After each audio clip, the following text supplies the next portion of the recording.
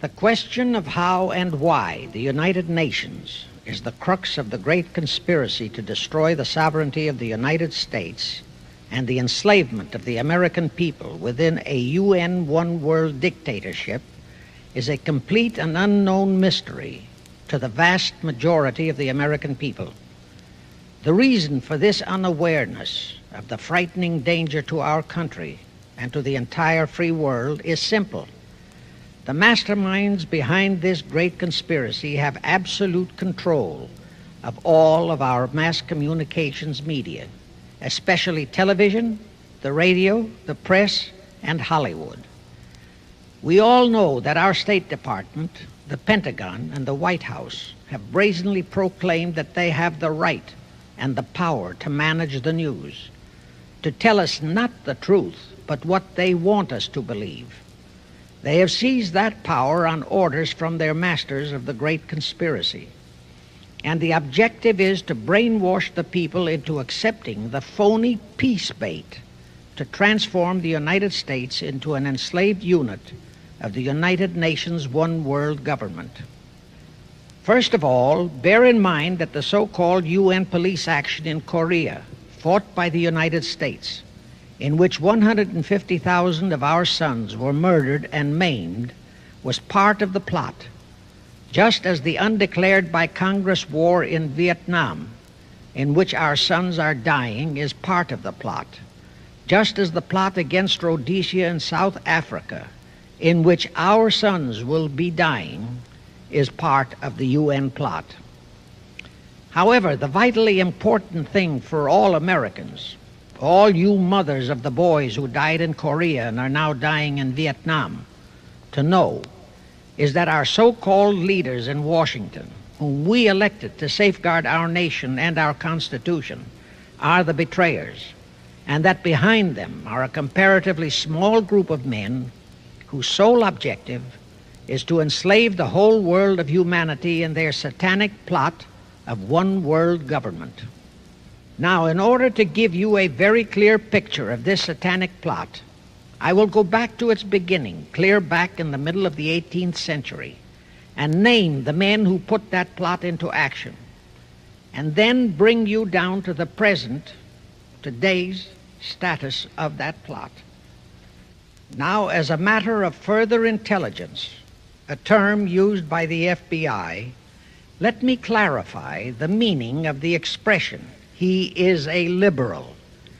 The enemy, meaning the one world conspirators, have seized upon that word liberal as a cover-up for their activities.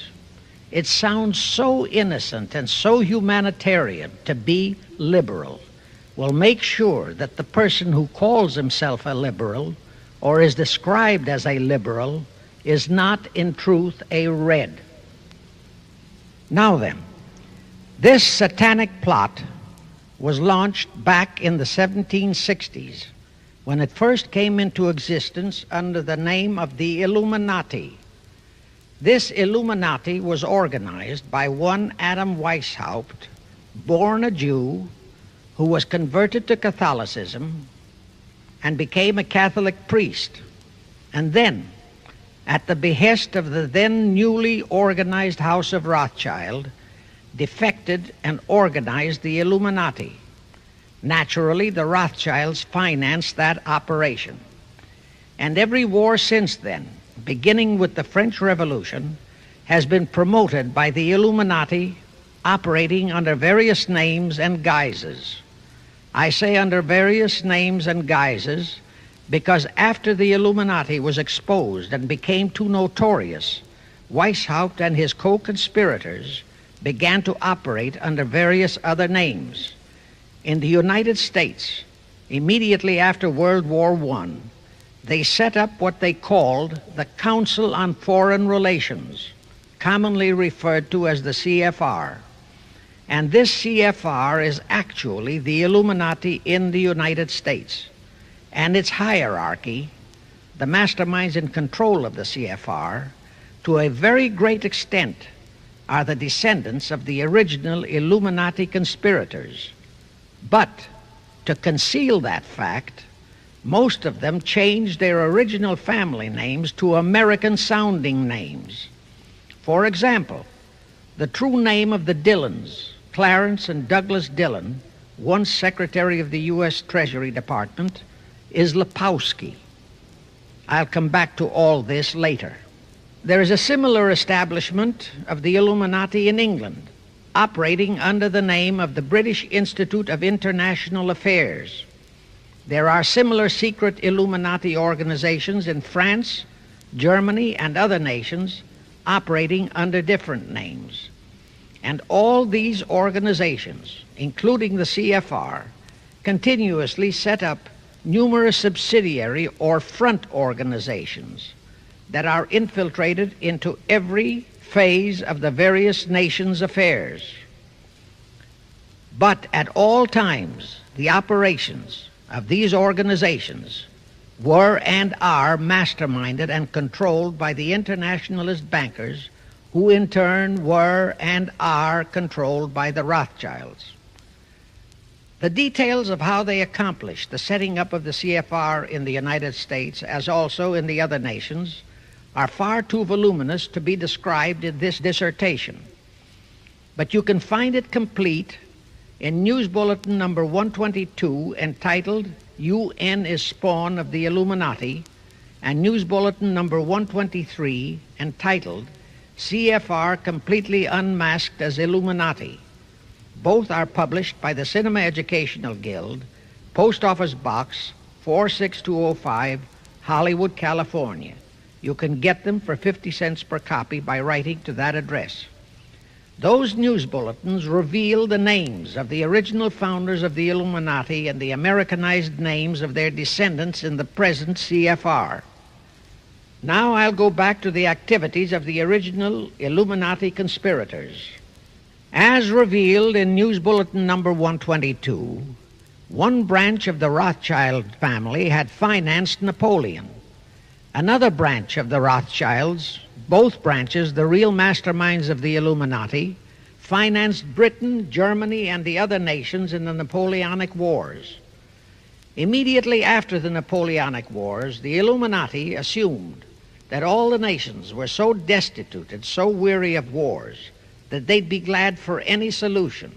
So the Rothschild stooges set up what they called the Congress in Vienna, and at that meeting they tried to create the first League of Nations, their first attempted one world government, on the theory that all the crowned heads of the European governments were so deeply in debt to them that they would willingly or unwillingly serve as their stooges. But the Tsar of Russia caught the stench of the plot and completely torpedoed it. The enraged Nathan Rothschild, then the head of that dynasty, vowed that someday he or his descendants would destroy the Tsar and his entire family. And his descendants did accomplish that very threat in 1917. At this point, bear in mind that the Illuminati was not set up to operate on a short-range basis. Normally, a conspirator of any type enters into a conspiracy with the expectation of achieving his objective during his own lifetime.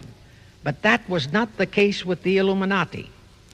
True, they hoped to accomplish their objective during their lifetime. But, paraphrasing The Show Must Go On, the Illuminati operates on the very long-range basis. Whether it will take scores of years or even centuries, they have dedicated their descendants to keep the plot boiling until they hope the conspiracy is achieved. Now let's go back to the birth of the Illuminati. Adam Weishaupt was a Jesuit-trained professor of canon law, teaching in Ingolstadt University when he defected from Christianity to embrace the Luciferian conspiracy. It was in 1770 that the professional moneylenders, the then recently organized House of Rothschild, retained him to revise and modernize the age-old protocols of Zionism, which from the outset was designed to give the synagogue of Satan, so named by Jesus Christ, ultimate world domination, so they could impose the luciferian ideology upon what would remain of the human race after the final social cataclysm by use of satanic despotism. Weishaupt completed his task May 1st, 1776. Now you know why May 1 is the great day with all communist nations to this very day. That was the day, May 1, 1776, that Weishaupt completed his plan and officially organized the Illuminati to put the plan into execution. That plan required the destruction of all existing governments and religions. That objective was to be reached by dividing the masses of people whom he, Weishaupt, termed goyim, or human cattle, into opposing camps in ever-increasing numbers on political, social, economic, and other issues, the very conditions we have in our country today. The opposing sides were then to be armed and incidents provided which would cause them to fight and weaken themselves and gradually destroy national governments and religious institutions.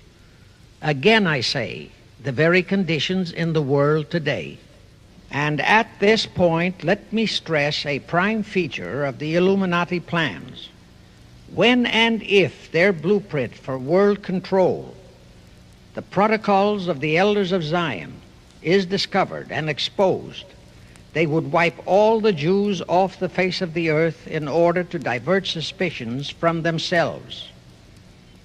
If you think this is far-fetched, bear in mind that they permitted Hitler, a liberal socialist himself, who was financed by Krupp, Kennedy, the Warburgs, and the Rothschilds, to incinerate 600,000 Jews.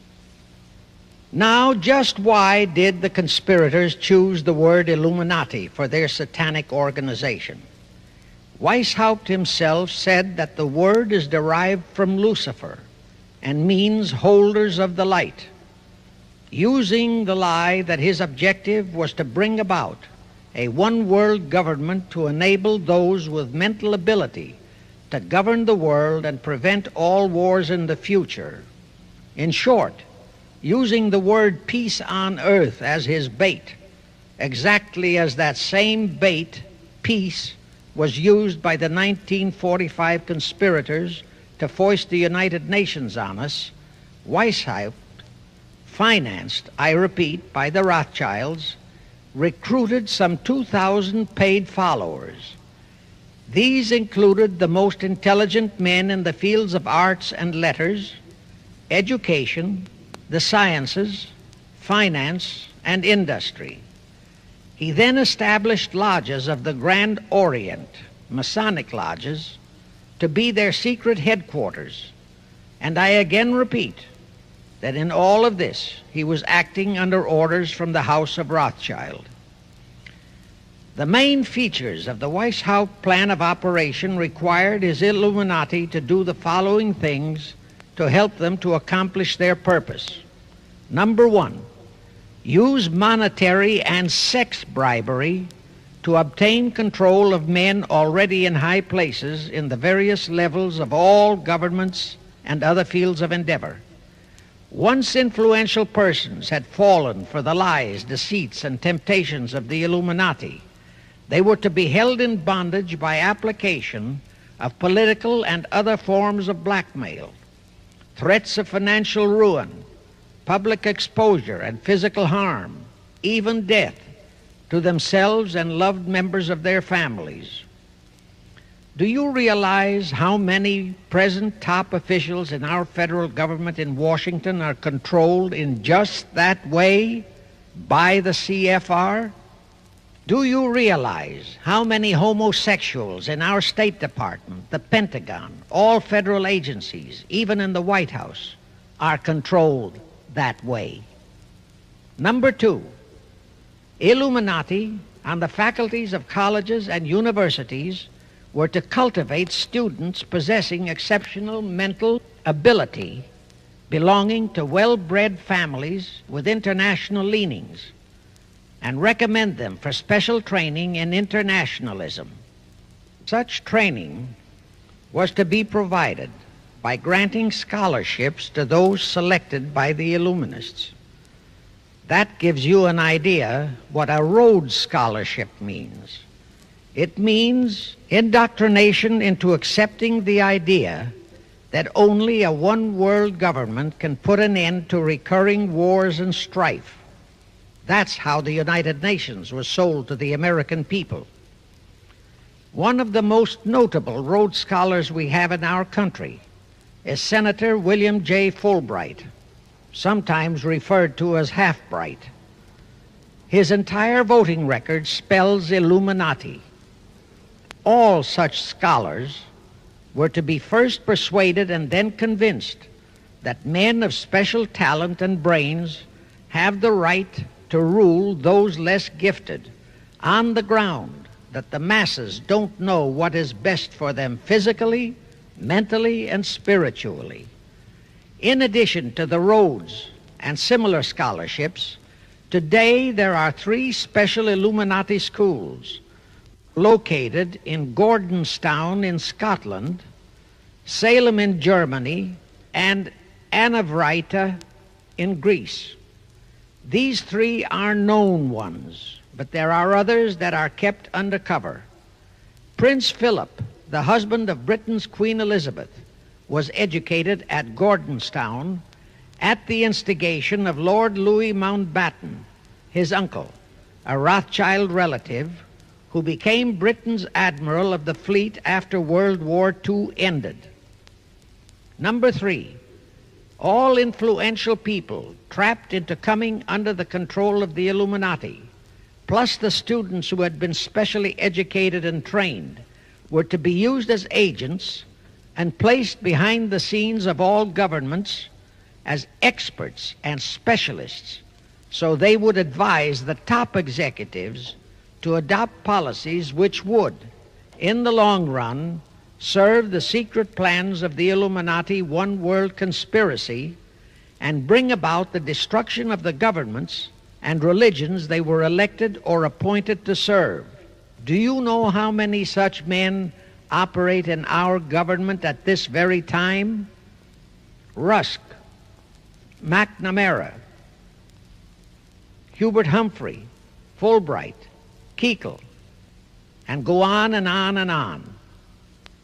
Number 4, perhaps the most vital directive in Weishaupt's plan was to obtain absolute control of the press, at that time the only mass communications media, to distribute information to the public, so that all news and information could be slanted, so that the masses could be convinced that a one-world government is the only solution to our many and varied problems.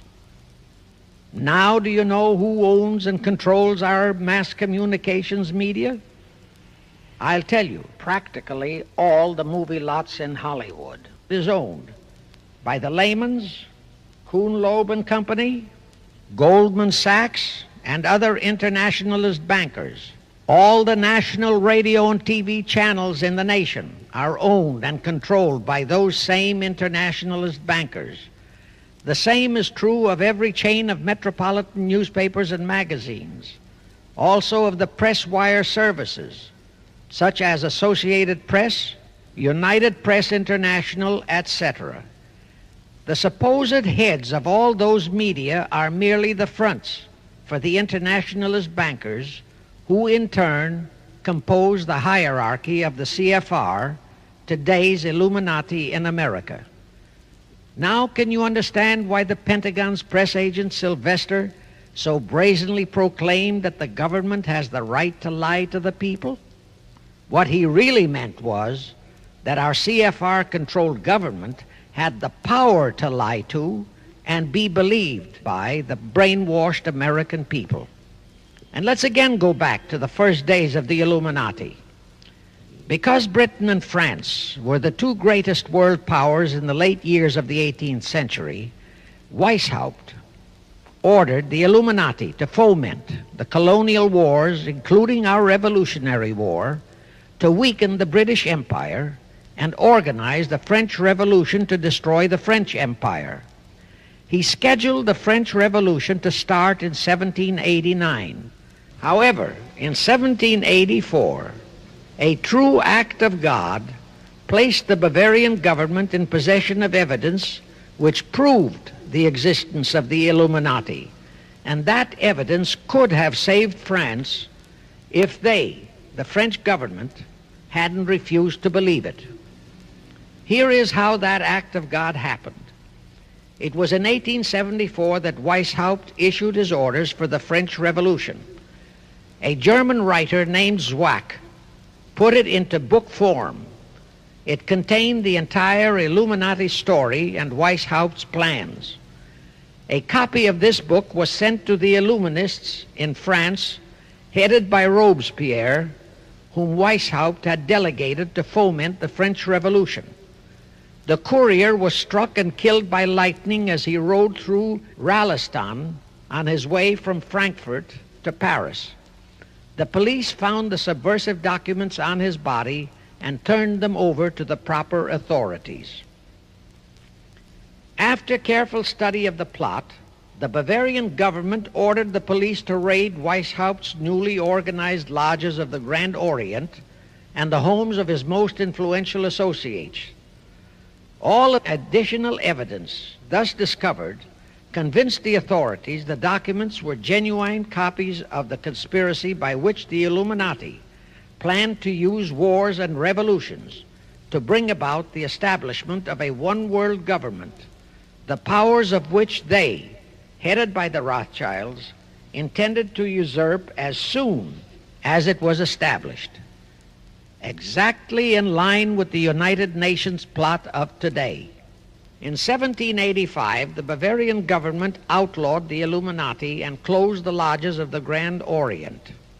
In 1786, they published all the details of the conspiracy.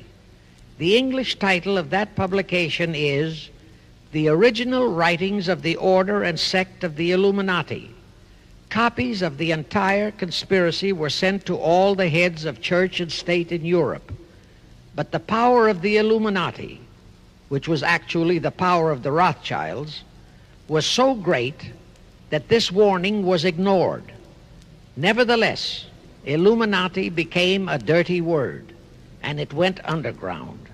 At the same time, Weishaupt ordered Illuminists to infiltrate into the lodges of Blue Masonry and form their own secret societies within all secret societies. Only Masons who proved themselves internationalists and those whose conduct proved they had defected from God were initiated into the Illuminati. Thenceforth, the conspirators donned the cloak of philanthropy and humanitarianism to conceal their revolutionary and subversive activities. In order to infiltrate into Masonic lodges in Britain, Weishaupt invited John Robison over to Europe. Robison was a high-degree Mason in the Scottish Rite. He was a professor of natural philosophy at Edinburgh University and secretary of the Royal Society of Edinburgh. Robison did not fall for the lie that the objective of the Illuminati was to create a benevolent dictatorship, but he kept his reactions to himself so well that he was entrusted with a copy of Weishaupt's revised conspiracy for study and safekeeping. Anyway, because the heads of state and church in France were deluded into ignoring the warnings given them, the revolution broke out in 1789 as scheduled by Weishaupt. In order to alert other governments to their danger, in 1798 Robison published a book entitled Proof of a Conspiracy to Destroy All Governments and Religions. But his warnings were ignored, exactly as our American people have been ignoring all warnings about the United Nations and the Council on Foreign Relations, the CFR. Now here is something that will stun and very likely outrage many who hear this, but there is documentary proof that our own Thomas Jefferson and Alexander Hamilton became students of Weishaupt's. Jefferson was one of Weishaupt's strongest defenders when he was outlawed by his government. And it was Jefferson who infiltrated the Illuminati into the then newly organized lodges of the Scottish Rite in New England. Here is the proof. In 1789, John Robeson warned all Masonic leaders in America that the Illuminati had infiltrated into their lodges. And on July 19, 1789, David Papin, president of Harvard University, issued the same warning to the graduating class and lectured them on the influence Illuminism was acquiring on American politics and religion. And to top it off, John Quincy Adams, who had organized the New England Masonic lodges, issued his warnings. He wrote 3 letters to Colonel William L. Stone, a top Mason, in which he exposed how Jefferson was using Masonic lodges for subversive, Illuministic purposes. Those 3 letters are at this very time in Rittenberg Square Library in Philadelphia. In short, Jefferson, founder of the Democratic Party, was a member of the Illuminati, which at least partly accounts for the condition of the party at this time. And through infiltrations of the Republican Party, we have exactly nothing of loyal Americanism today. That disastrous rebuff at the Congress at Vienna, created by the Tsar of Russia, did not by any means destroy the Illuminati conspiracy. It merely forced them to adopt a new strategy. Realizing that the one world idea was, for the moment, killed, the Rothschilds decided that to keep the plot alive, they'd have to do it by heightening their control of the money systems of the European nations. Earlier, by a ruse, the outcome of the Battle of Waterloo had been falsified. Rothschild had spread a story that Napoleon had won that battle. That had precipitated a terrific panic on the stock market in England. All stocks had plummeted down to practically zero, and Nathan Rothschild bought all the stocks for virtually a penny on its dollar values. That gave him complete control of the economy of Britain and virtually of all Europe. So immediately after that Congress in Vienna had boomeranged, Rothschild forced Britain to set up a new Bank of England, which he absolutely controlled, exactly as later, through Jacob Schiff, he engineered our own Federal Reserve Act, which gave the House of Rothschild a secret control of the economy in the United States. But now for a moment, let's dwell on the activities of the Illuminati in the United States. In 1826, one Captain William Morgan decided it was his duty to inform all Masons and the general public what the full truth was regarding the Illuminati, their secret plans and intended objectives. Also reveal the identities of the masterminds of the conspiracy. The Illuminati promptly tried Morgan in absentia and convicted him of treason. They ordered one Richard Howard, an English Illuminist, to carry out their sentence of execution as a traitor. Morgan was warned and he tried to escape to Canada, but Howard caught up with him near the border, near the Niagara Gorge to be exact, where he murdered him.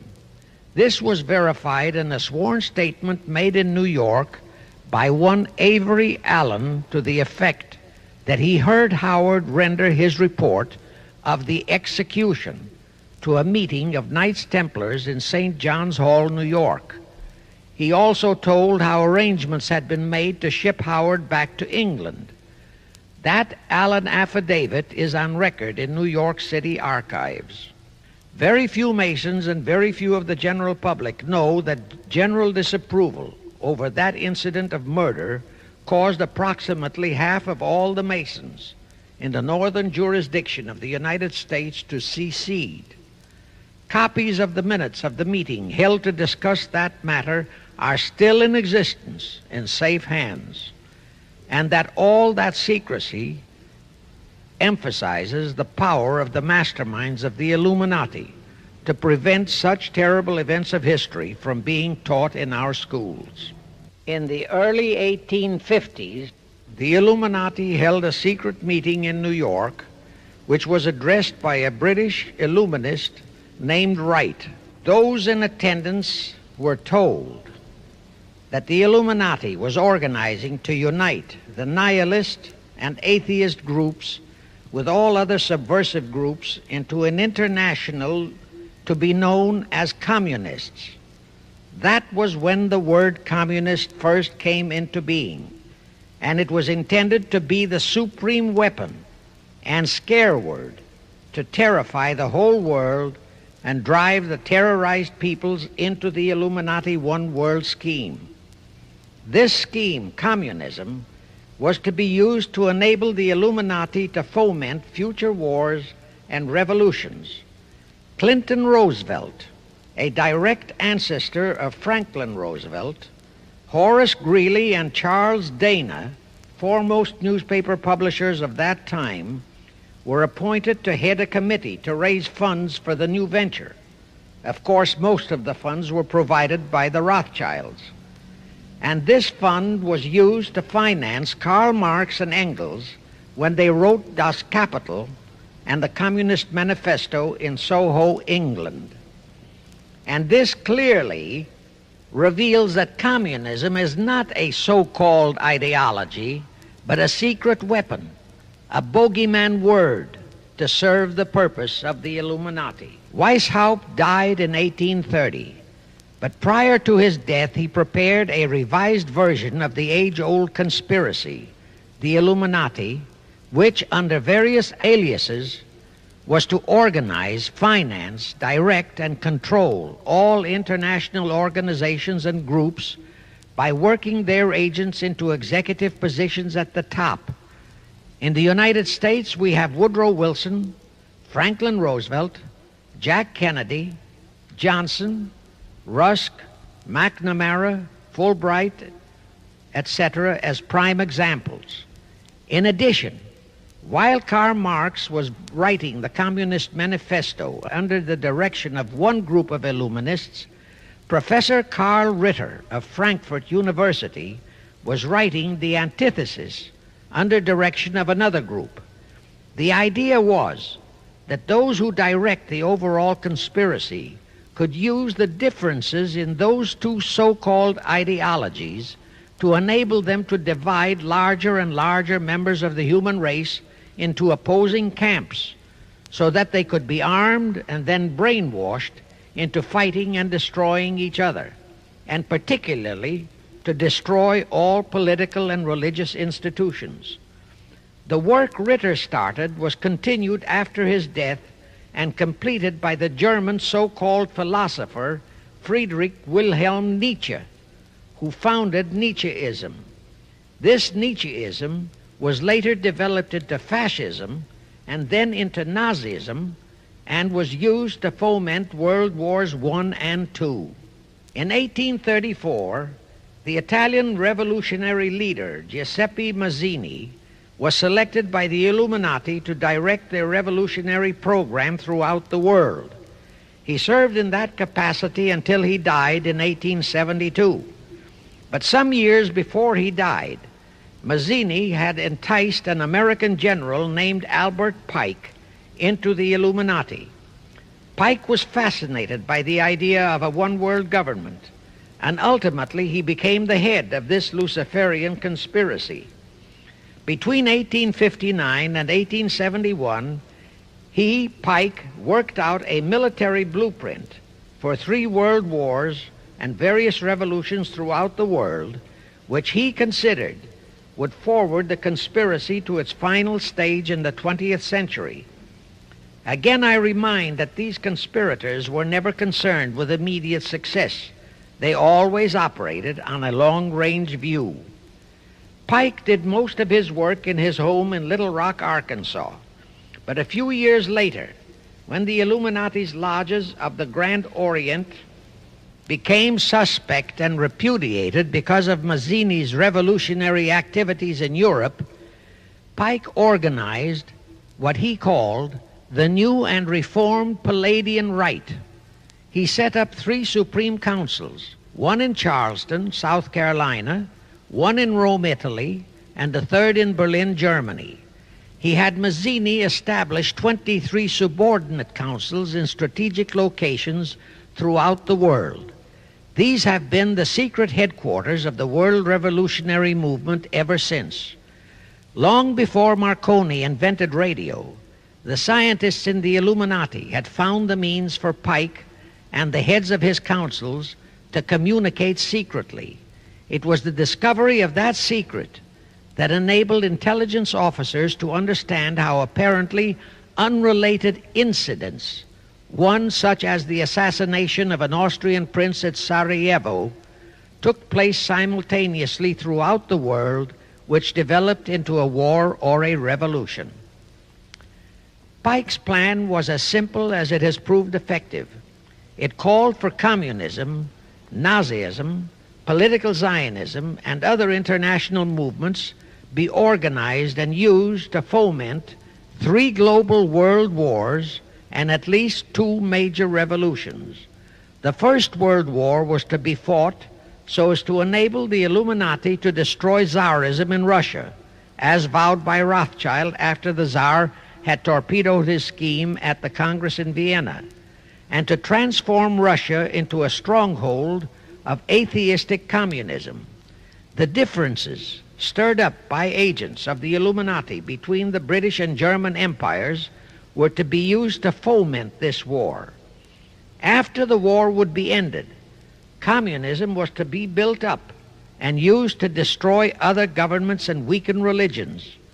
World War II, when and if necessary, was to be fomented by using the controversies between fascists and political Zionists. And here let it be noted that Hitler was financed by Krupp, the Warburgs, the Rothschilds, and other internationalist bankers, and that the slaughter of the supposed 600,000 Jews by Hitler didn't bother the Jewish internationalist bankers at all. That slaughter was necessary in order to create worldwide hatred of the German people and thus bring about the war against them. In short, this Second World War was to be fought to destroy Nazism and to increase the power of political Zionism so that the State of Israel could be established in Palestine. During this World War II, international communism was to be built up until it equaled in strength that of united Christendom. When it reached that point, it was to be contained and kept in check until required for the final social cataclysm. As we know now, Roosevelt, Churchill, and Stalin put that exact policy into effect, and Truman, Eisenhower, Kennedy, and Johnson continued that same exact policy. World War III is to be fomented by using the so-called controversies the agents of the Illuminati, operating under whatever new name, are now stirring up between the political Zionists and the leaders of the Muslim world. That war is to be directed in such a manner that all of Islam and political Zionism, Israel, will destroy each other, while at the same time the remaining nations, once more divided on this issue, will be forced to fight themselves into a state of complete exhaustion, physically, mentally, spiritually, and economically. Now, can any thinking person doubt that the intrigue now going on in the Near, Middle, and Far East is designed to accomplish that satanic objective? Pike himself foretold all this in a statement he made to Mazzini on August 15, 1871. Pike stated that after World War III is ended, those who will inspire to undisputed world domination will provoke the greatest social cataclysm the world has ever known. Quoting his own words, taken from the letter he wrote to Mazzini, and which letter is now catalogued in the British Museum in London, England, he said, "We shall unleash the nihilists and the atheists, and we shall provoke a great social cataclysm which in all its horror will show clearly to all nations the effect of absolute atheism, the origin of savagery and of most bloody turmoil. Then everywhere the people, forced to defend themselves against the world minority of revolutionaries, will exterminate those destroyers of civilization, and the multitudes disillusioned with Christianity, whose deistic spirits will be from that moment on without direction and leadership, and anxious for an ideal but without knowledge where to send its adoration, will receive the true light through the universal manifestation of the pure doctrine of Lucifer, brought finally out into public view, a manifestation which will result from a general reactionary movement which will follow the destruction of Christianity and atheism, both conquered and exterminated at the same time." When Mazzini died in 1872, Pike made another Italian revolutionary leader named Adrian Lemmy his successor. Lemmy, in turn, was succeeded by Lenin and Trotsky, then by Stalin. The revolutionary activities of all those men were financed by British, French, German, and American international bankers, all of them dominated by the House of Rothschild. We are supposed to believe that the international bankers of today, like the money changers of Christ's day, are only the tools or agents of the great conspiracy, but actually they are the masterminds behind all of it. While the general public has been brainwashed by all the mass communications media into believing that communism is a movement of the so-called workers, the actual fact is that both British and American intelligence officers have authentic documentary evidence that international liberals operating through their international banking houses, particularly the House of Rothschild, have financed both sides in every war and revolution since 1776. Those who today comprise the conspiracy, the CFR in the United States, direct our governments, whom they hold in usury through such methods as the Federal Reserve System in America, to fight wars such as Vietnam, created by the United Nations, so as to further Pike's Illuminati plans to bring the world to that stage of the conspiracy when atheistic communism and the whole of Christianity can be forced into an all-out Third World War within each remaining nation, as well as on an international scale. The headquarters of the great conspiracy in the late 1700s was in Frankfurt, Germany, where the House of Rothschild had been established by Mayer Anschelm, who adopted the Rothschild name and linked together other international financiers who had literally sold their souls to the devil. After the Bavarian government's exposure in 1786, the conspirators moved their headquarters to Switzerland, then to London. Since World War II, after Jacob Schiff, the Rothschilds' boy in America, died, the headquarters of the American branch has been in the Harold Pratt Building, New York, and the Rockefellers, originally protégés of Schiff, have taken over the manipulation of finances in America for the Illuminati. In the final phases of the conspiracy, the one world government will consist of the king dictator, head of the United Nations, the CFR, and a few billionaires, economists, and scientists who have proved their devotion to the great conspiracy. All others are to be integrated into a vast conglomeration of mongrelized humanity, actually slaves. Now let me show you how our federal government and the American people have been sucked into the one world takeover plot of the Illuminati great conspiracy. And always bear in mind that the United Nations was created to become the housing for that one world so-called liberal conspiracy. The real foundations of the plot for the takeover of the United States were laid during the period of our Civil War. Not that Weishaupt and the earlier masterminds had ever overlooked the New World. As I have previously indicated, Weishaupt had his agents planted over here as far back as the Revolutionary War. But George Washington was more than a match for them. It was during the Civil War that the conspirators launched their first concrete efforts. We know that Judah Benjamin, chief advisor of Jefferson Davis, was a Rothschild agent. We also know that there were Rothschild agents planted in Abraham Lincoln's cabinet who tried to sell him into a financial dealing with the House of Rothschild. But old Abe saw through the scheme and bluntly rejected it, thereby incurring the undying enmity of the Rothschilds, exactly as the Russian Tsar did when he torpedoed their first League of Nations at the Congress in Vienna. Investigation of the assassination of Lincoln revealed that the assassin, Booth, was a member of a secret conspiratorial group. Because there were a number of highly important government officials involved, the name of the group was never revealed, and it became a mystery, exactly as the assassination of Jack Kennedy still is a mystery. But I am sure it will not for long remain a mystery. Anyway, the ending of the Civil War destroyed, temporarily, all chances of the House of Rothschild to get a clutch on our money system, such as they had acquired in Britain and other nations in Europe.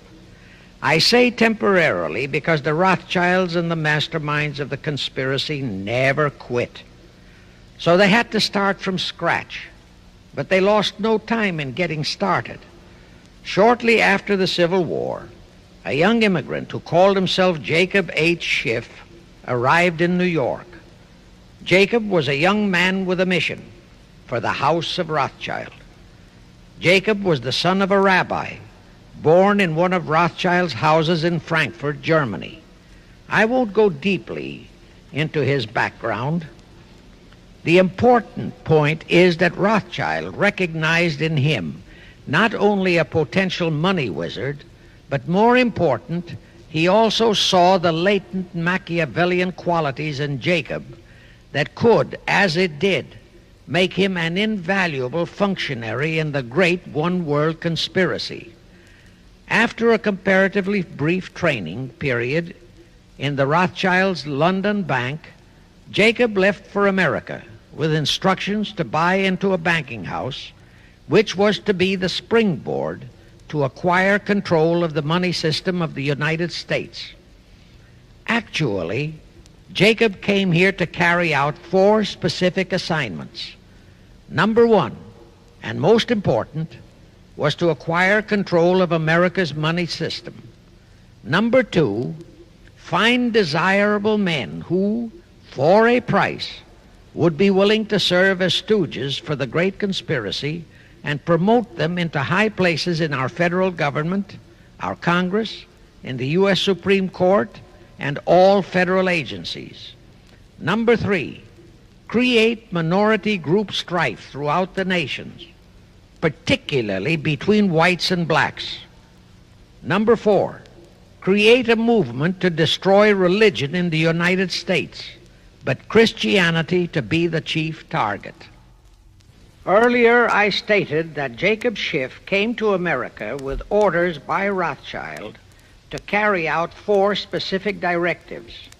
The first and most important one was to get control of the United States money system. Let's trace Schiff's step to accomplish that directive. As a first step, he had to buy into a banking house, but it had to be the kind of a house that he could absolutely control and mold for that primary objective of entrapping our U.S. money system.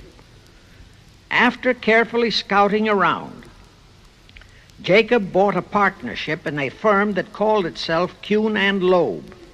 Like Schiff, Kuhn and Loeb were immigrants from German Jewish ghettos. They came to the United States in the mid-1840s. Both started their business careers as itinerant pack peddlers. In the early 1850s, they pooled their interests and set up a merchandising store in Lafayette, Indiana, under the firm name of Kuhn and Loeb, servicing the covered wagon settlers on their way west. In the years that followed, they set up similar stores in Cincinnati and St. Louis. Then they added pawnbroking to their merchandising pursuits. From that to money lending was a short and quick step. By the time Schiff arrived on the scene, Kuhn and Loeb was a well-known private banking firm, and this is the firm Jacob bought into. Shortly after he became a partner in Kuhn and Loeb, Schiff married Loeb's daughter, Teresa. Then he bought out Kuhn's interests and moved the firm to New York, and Kuhn and Loeb became Kuhn, Loeb and Company, international bankers, with Jacob Schiff, agent of the Rothschilds, ostensibly the sole owner. And throughout his career, this blend of Judas and Machiavelli, the first hierarch of the Illuminati, great conspiracy in America, posed as a generous philanthropist and a man of great holiness, the cover-up policy set forth by the Illuminati. As I have stated, the first great step of the conspiracy was to be the entrapment of our money system. To achieve that objective, Schiff had to get full cooperation of the then big banker elements in America, and that was easier said than done. Even in those years, Wall Street was the heart of the American money mart, and J.P. Morgan was its dictator. Next in line were the Drexels and the Biddles in Philadelphia. All the other financiers, big and little, danced to the music of those three houses, but particularly to that of Morgan. All of those three were proud, haughty, arrogant potentates. For the first few years, they viewed the little bewhiskered man from the German ghettos with utter contempt. But Jacob knew how to overcome that. He threw a few Rothschild bones to them, said bones being distribution in America of desirable European stock and bond issues. Then he discovered he had a still more potent weapon in his hands in the following. It was in the decades following our Civil War that our industries began to burgeon. We had great railroads to build. The oil, mining, steel, textile industries were bursting out of their swaddling clothes. All that called for vast financing. Much of that financing had to come from abroad. That meant the House of Rothschild, and that was when Schiff came into his own. He played a very crafty game. He became the patron saint of John D. Rockefeller, Edward R. Harriman, and Andrew Carnegie. He financed the Standard Oil Company for Rocky, the railroad empire for Harriman, and the steel empire for Carnegie. But instead of hogging all the other industries for Kuhn, Loeb and Company, he opened the doors of the House of Rothschild to Morgan, Biddle, and Drexel. In turn, Rothschild arranged the setting up of London, Paris, European, and other branches for those three, but always in partnerships with Rothschild subordinates.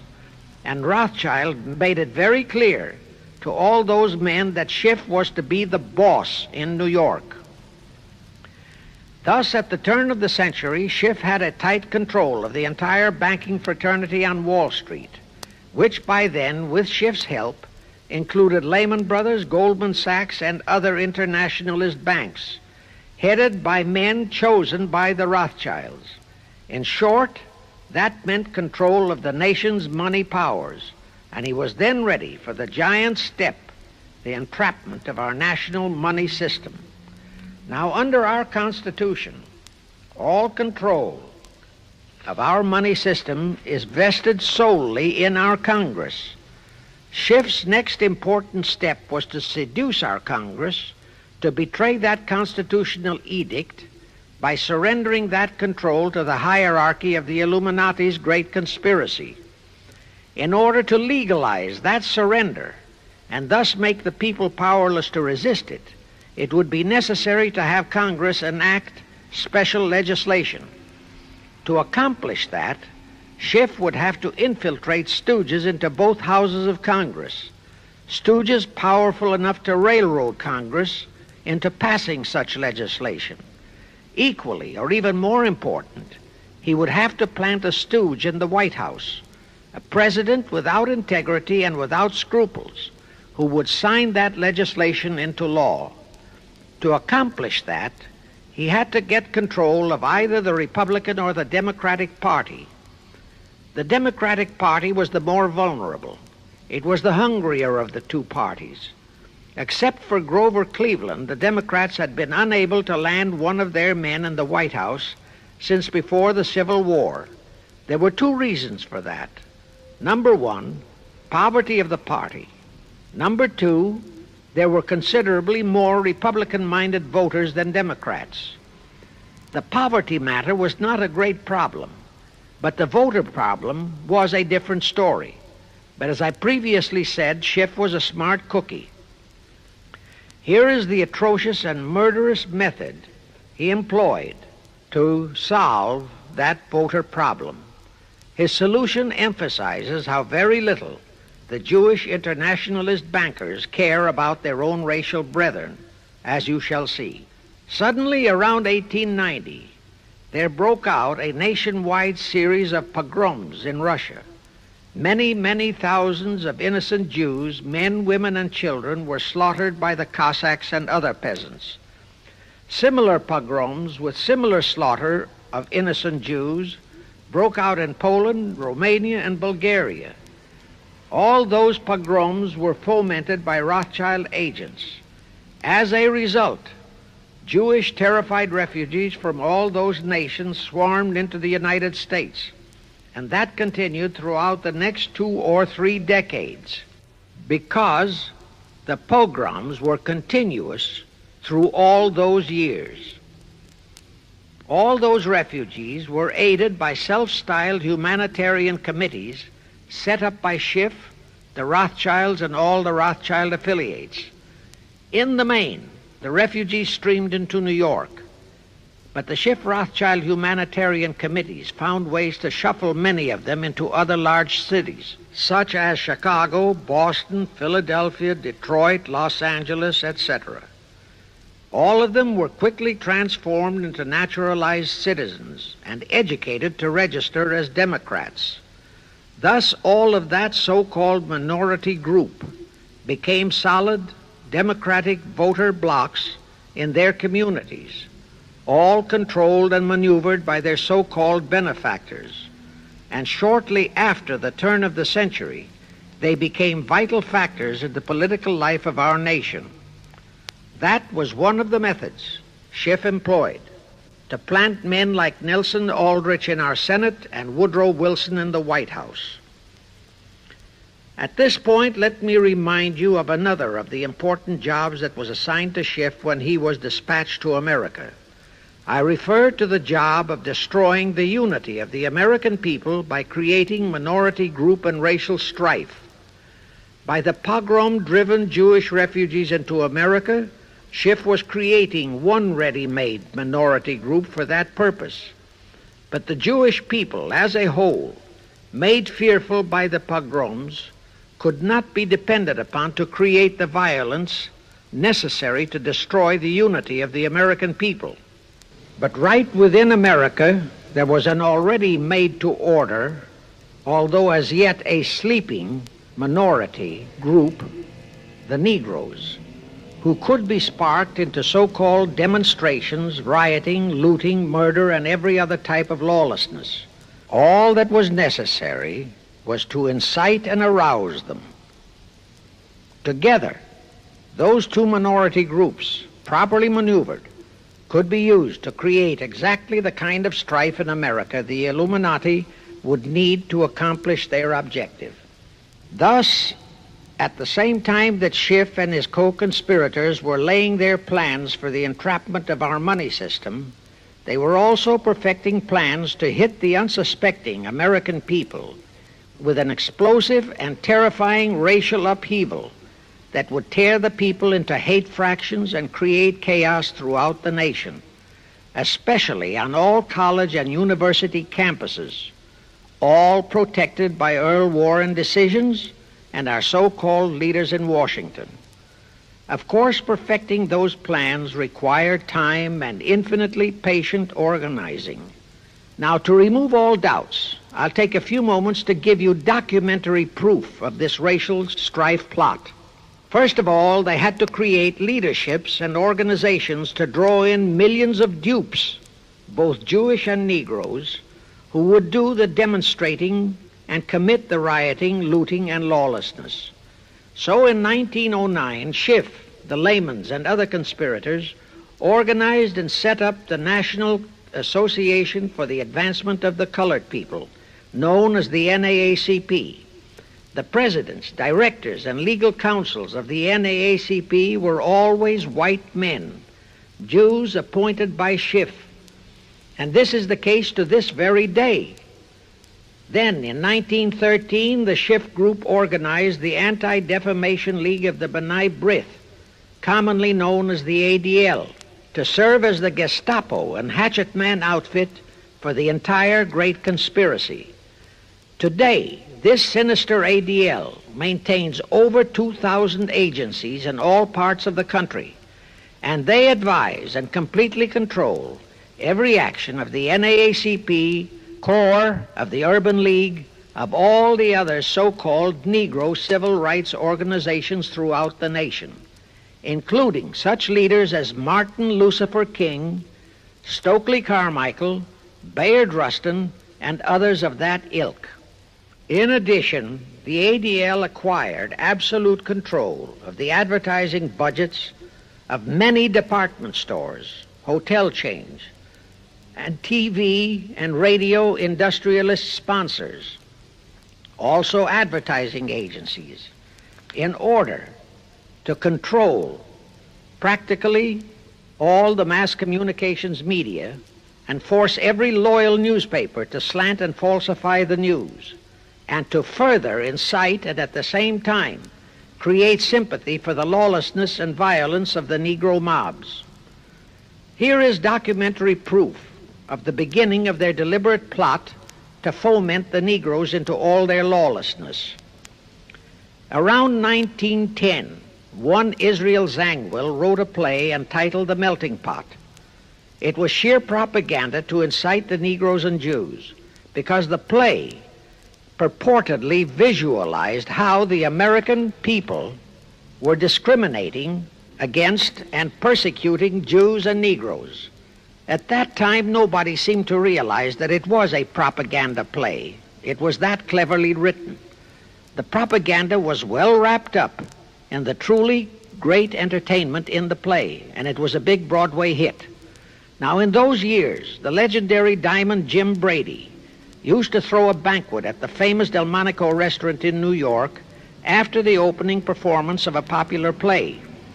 He threw such a party for the cast of The Melting Pot, its author, producer, and chosen Broadway celebrities.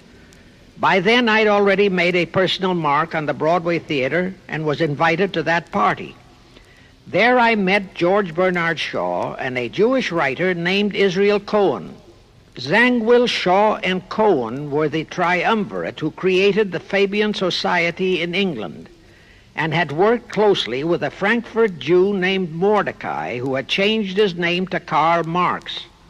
But remember, at that time, both Marxism and communism were just emerging, and nobody paid much attention to either, and nobody suspected the propaganda in the writings of those three really brilliant writers.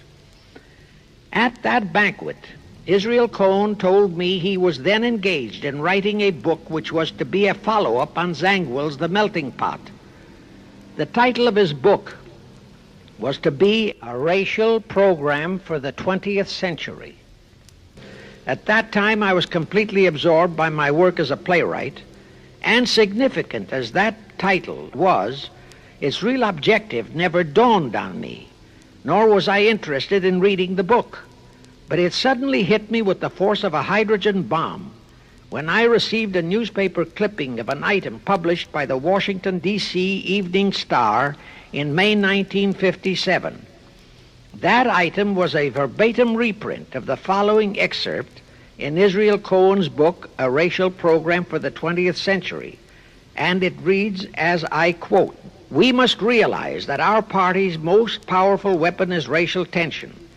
By propounding into the consciousness of the dark races that for centuries they have been oppressed by the whites, we can mold them to the program of the Communist Party.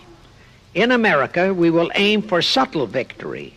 While inflaming the Negro minority against the whites, we will instill in the whites a guilt complex for their exploitation of the Negroes. We will aid the Negroes to rise to prominence in every walk of life, in the professions and in the world of sports and entertainment.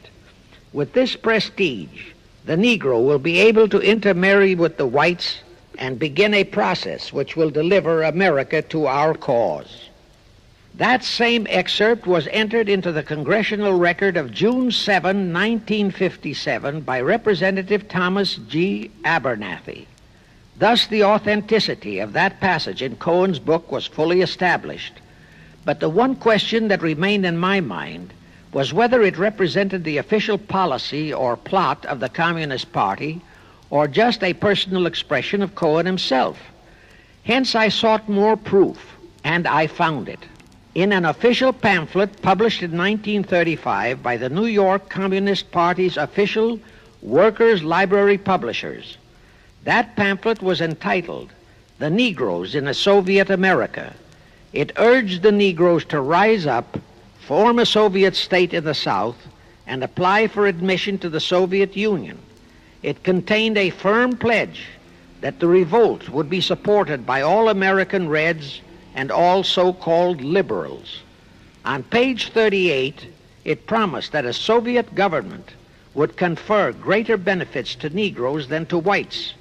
And again, this official communist pamphlet pledged that, I quote, "Any act of discrimination or prejudice against a Negro will become a crime under the revolutionary law," unquote.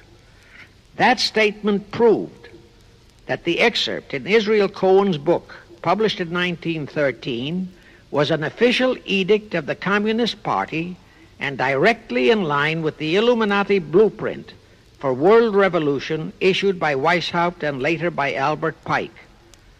Now there's only one question, and that is to prove that the communist regime is directly controlled by the American Jacob Schiff and London Rothschild masterminds of the Great Conspiracy. A little later, I will provide that proof that will remove even a remote doubt that the Communist Party as we know it was created by those masterminds, capitalists if you will note, that Schiff, the Warburgs, and the Rothschilds planned and financed the entire Russian Revolution, also the murder of the Tsar and his family, and that Lenin, Trotsky, and Stalin took their orders directly from Schiff and the other capitalists whom they supposedly are fighting. Now can you see why the vile Earl Warren and his equally vile co-Supreme Court justices issued that infamous and treasonous desegregation decision in 1954? It was to aid and abet the plot of the Illuminati conspirators to create tension and strife between Negroes and whites. Can you see why the same Earl Warren issued his decision prohibiting Christian prayers and Christmas carols in our schools? It was done to destroy Christianity. Can you see why Eisenhower, despite all the rigid constitutional prohibitions, sent federal troops into a southern state to enforce the desegregation decision? Why Kennedy did likewise? And can you see why Johnson and 66 senators, despite the protests of 90% of the American people, voted for the Consular Treaty, which opens our entire country to Russian spies and saboteurs? All those 66 senators are 20th century Benedict Arnolds. It is up to you and you, all of the American people, to force Congress, our elected servants, to haul in those American traitors for impeachments, and that when proven guilty, they all be given the punishment prescribed for traitors who aid and abet our enemies. And that includes the forcing of rigid investigations by Congress of the CFR and all their fronts, such as the ADL, the NAACP, SNCC, and such Illuminati tools as Martin Lucifer King. Such investigations will completely unmask all the leaders in Washington and the Illuminati and all their affiliations and affiliates as traitors carrying out the Illuminati plot. It will completely unmask the United Nations as the intended crux of the entire plot and force Congress to take the U.S. out of the UN and hurl the UN out of the U.S. In fact, it will destroy the UN and the entire plot. Before I close this phase, I wish to reiterate and stress one vital point, which I urge you to never forget if you wish to save our country for your children and their children. Here is the point. Every unconstitutional and unlawful act committed by Woodrow Wilson, by Franklin Roosevelt, by Truman, Eisenhower, and Kennedy, and are now being committed by Johnson, is exactly in line with the Illuminati conspirators' centuries-old plot outlined by Weishaupt and Albert Pike. Every vicious decision issued by the traitorous Earl Warren and his equally traitorous Supreme Court justices was directly in line with what the Illuminati blueprint required. That all the treason committed by our State Department under Rusk and earlier by John Foster Dulles and Marshall, also all the treason committed by McNamara and his predecessors, is directly in line with that same Illuminati blueprint for the takeover of the world. Also the amazing treason by various members of our Congress, especially by the 66 senators who signed for the Consular Treaty, has been committed on orders from the Illuminati. Now I will go back to Jacob Schiff's entrapment of our money system and the treasonous actions that followed. It will also reveal the Schiff-Rothschild control of not only Karl Marx, but of Lenin, Trotsky, and Stalin, who created the revolution in Russia and set up the Communist Party. It was in 1908 that Schiff decided the time had come for his seizure of our money system. His chief lieutenants in that seizure were Colonel Edward Mandell House, whose entire career was that of chief executive and courier for Schiff, as I shall show, Bernard Baruch, and Herbert Lehman. In the fall of that year, they assembled in secret conclave at the Jekyll Island Hunt Club, owned by J.P. Morgan at Jekyll Island, Georgia. Among those present were J.P. Morgan, John D. Rockefeller, Colonel House, Senator Nelson Aldrich, Schiff, Stillman and Vanderlip of the New York National City Bank, W.N.J. Seligman, Eugene Meyer, Bernard Baruch, Herbert Lehman, Paul Warburg, in short, all of the international bankers in America, all of them members of the hierarchy of the Illuminati's great conspiracy. A week later, they emerged with what they called the Federal Reserve System. Senator Aldrich was the stooge who was to railroad it through Congress. But they held that railroading in abeyance for one chief reason. They would first have to plant their man, an obedient stooge, in the White House to sign the Federal Reserve Act into law. They knew that even if the Senate would pass that act unanimously, the then newly elected President Taft would promptly veto it. So they waited. In 1912, their man, Woodrow Wilson, was elected to the presidency.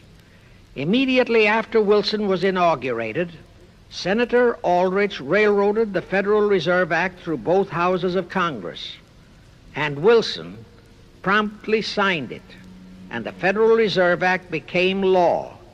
That heinous act of treason was committed in December 23, 1913, 2 days before Christmas, when all the members of Congress, except for several carefully picked representatives and 3 equally carefully picked senators, were away from Washington.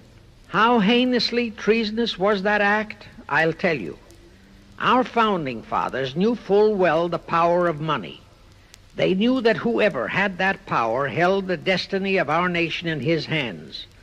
Therefore, they carefully guarded this power when they set forth in the Constitution that Congress, the elected representatives of the people, alone would have that power. The constitutional language on this point is brief, concise, and specific, stated in Article 1, Section 8, Paragraph 5, defining the duties and powers of Congress, and I quote, "To coin money, regulate the value thereof, and of foreign coin, and the standard of weights and measures," unquote.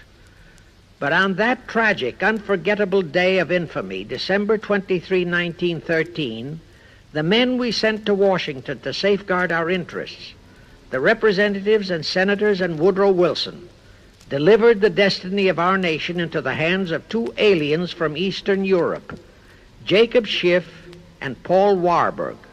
Warburg was a very recent immigrant who came here on orders from Rothschild for the express purpose of blueprinting that foul Federal Reserve Act. Now, the vast majority of the American people think that the Federal Reserve System is a United States government-owned agency.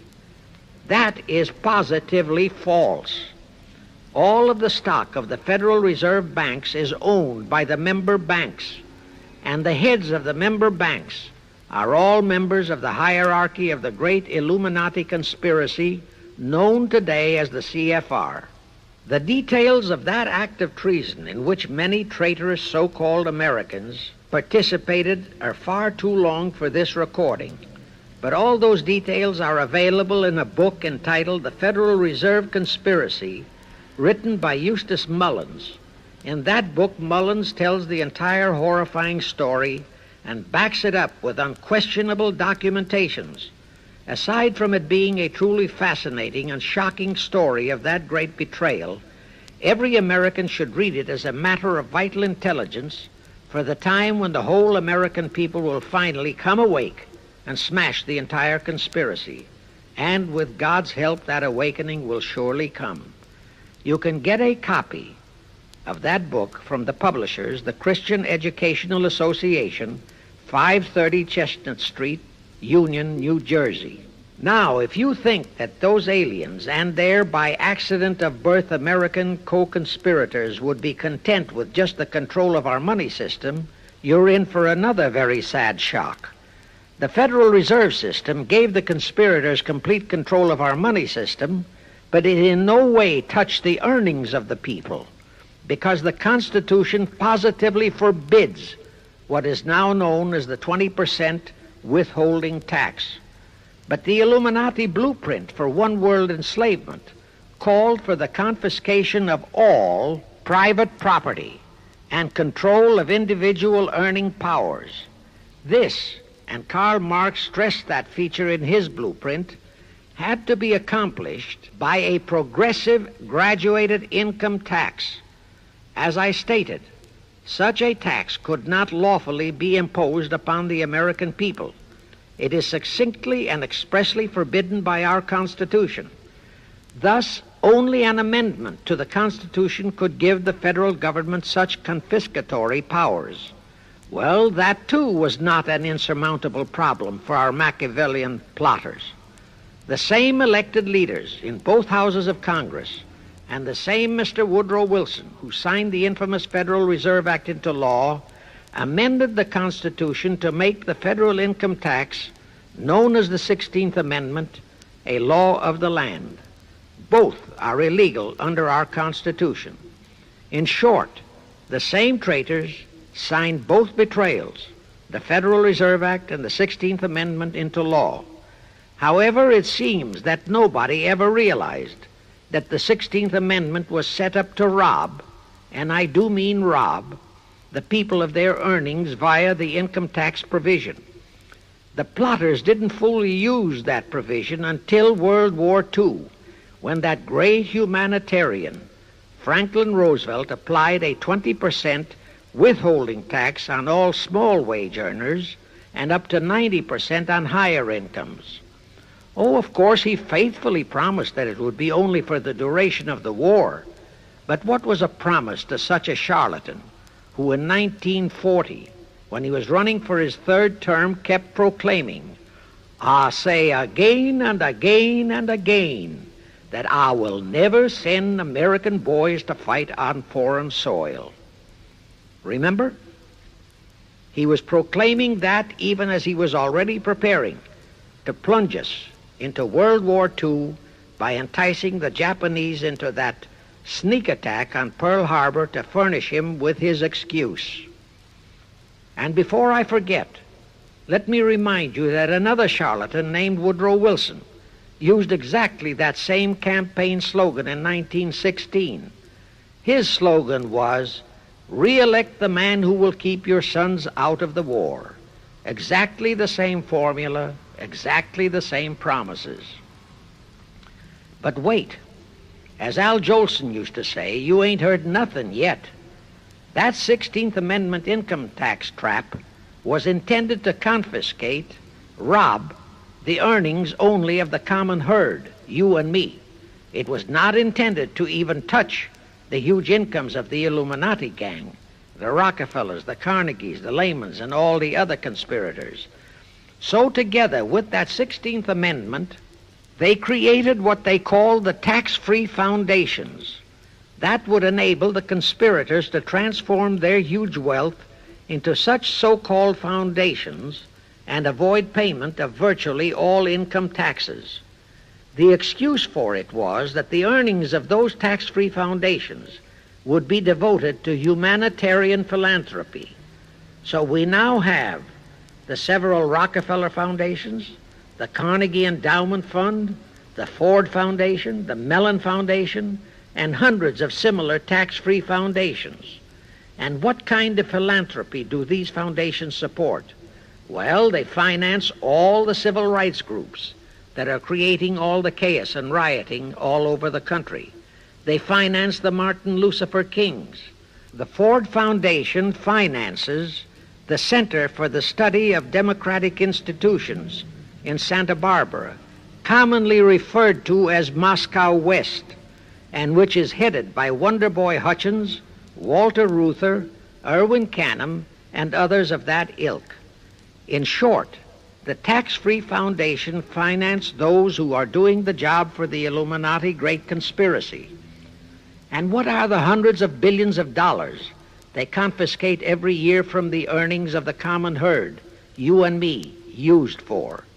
Well, for one thing, there's the foreign aid gimmick, which gave billions to communist Tito, plus gifts of hundreds of jet planes, many of which were turned over to Castro, plus the costs of training communist pilots so that they can the better shoot down our planes, billions to Red Poland, billions to India, billions to Sukarno, billions to other enemies of the United States.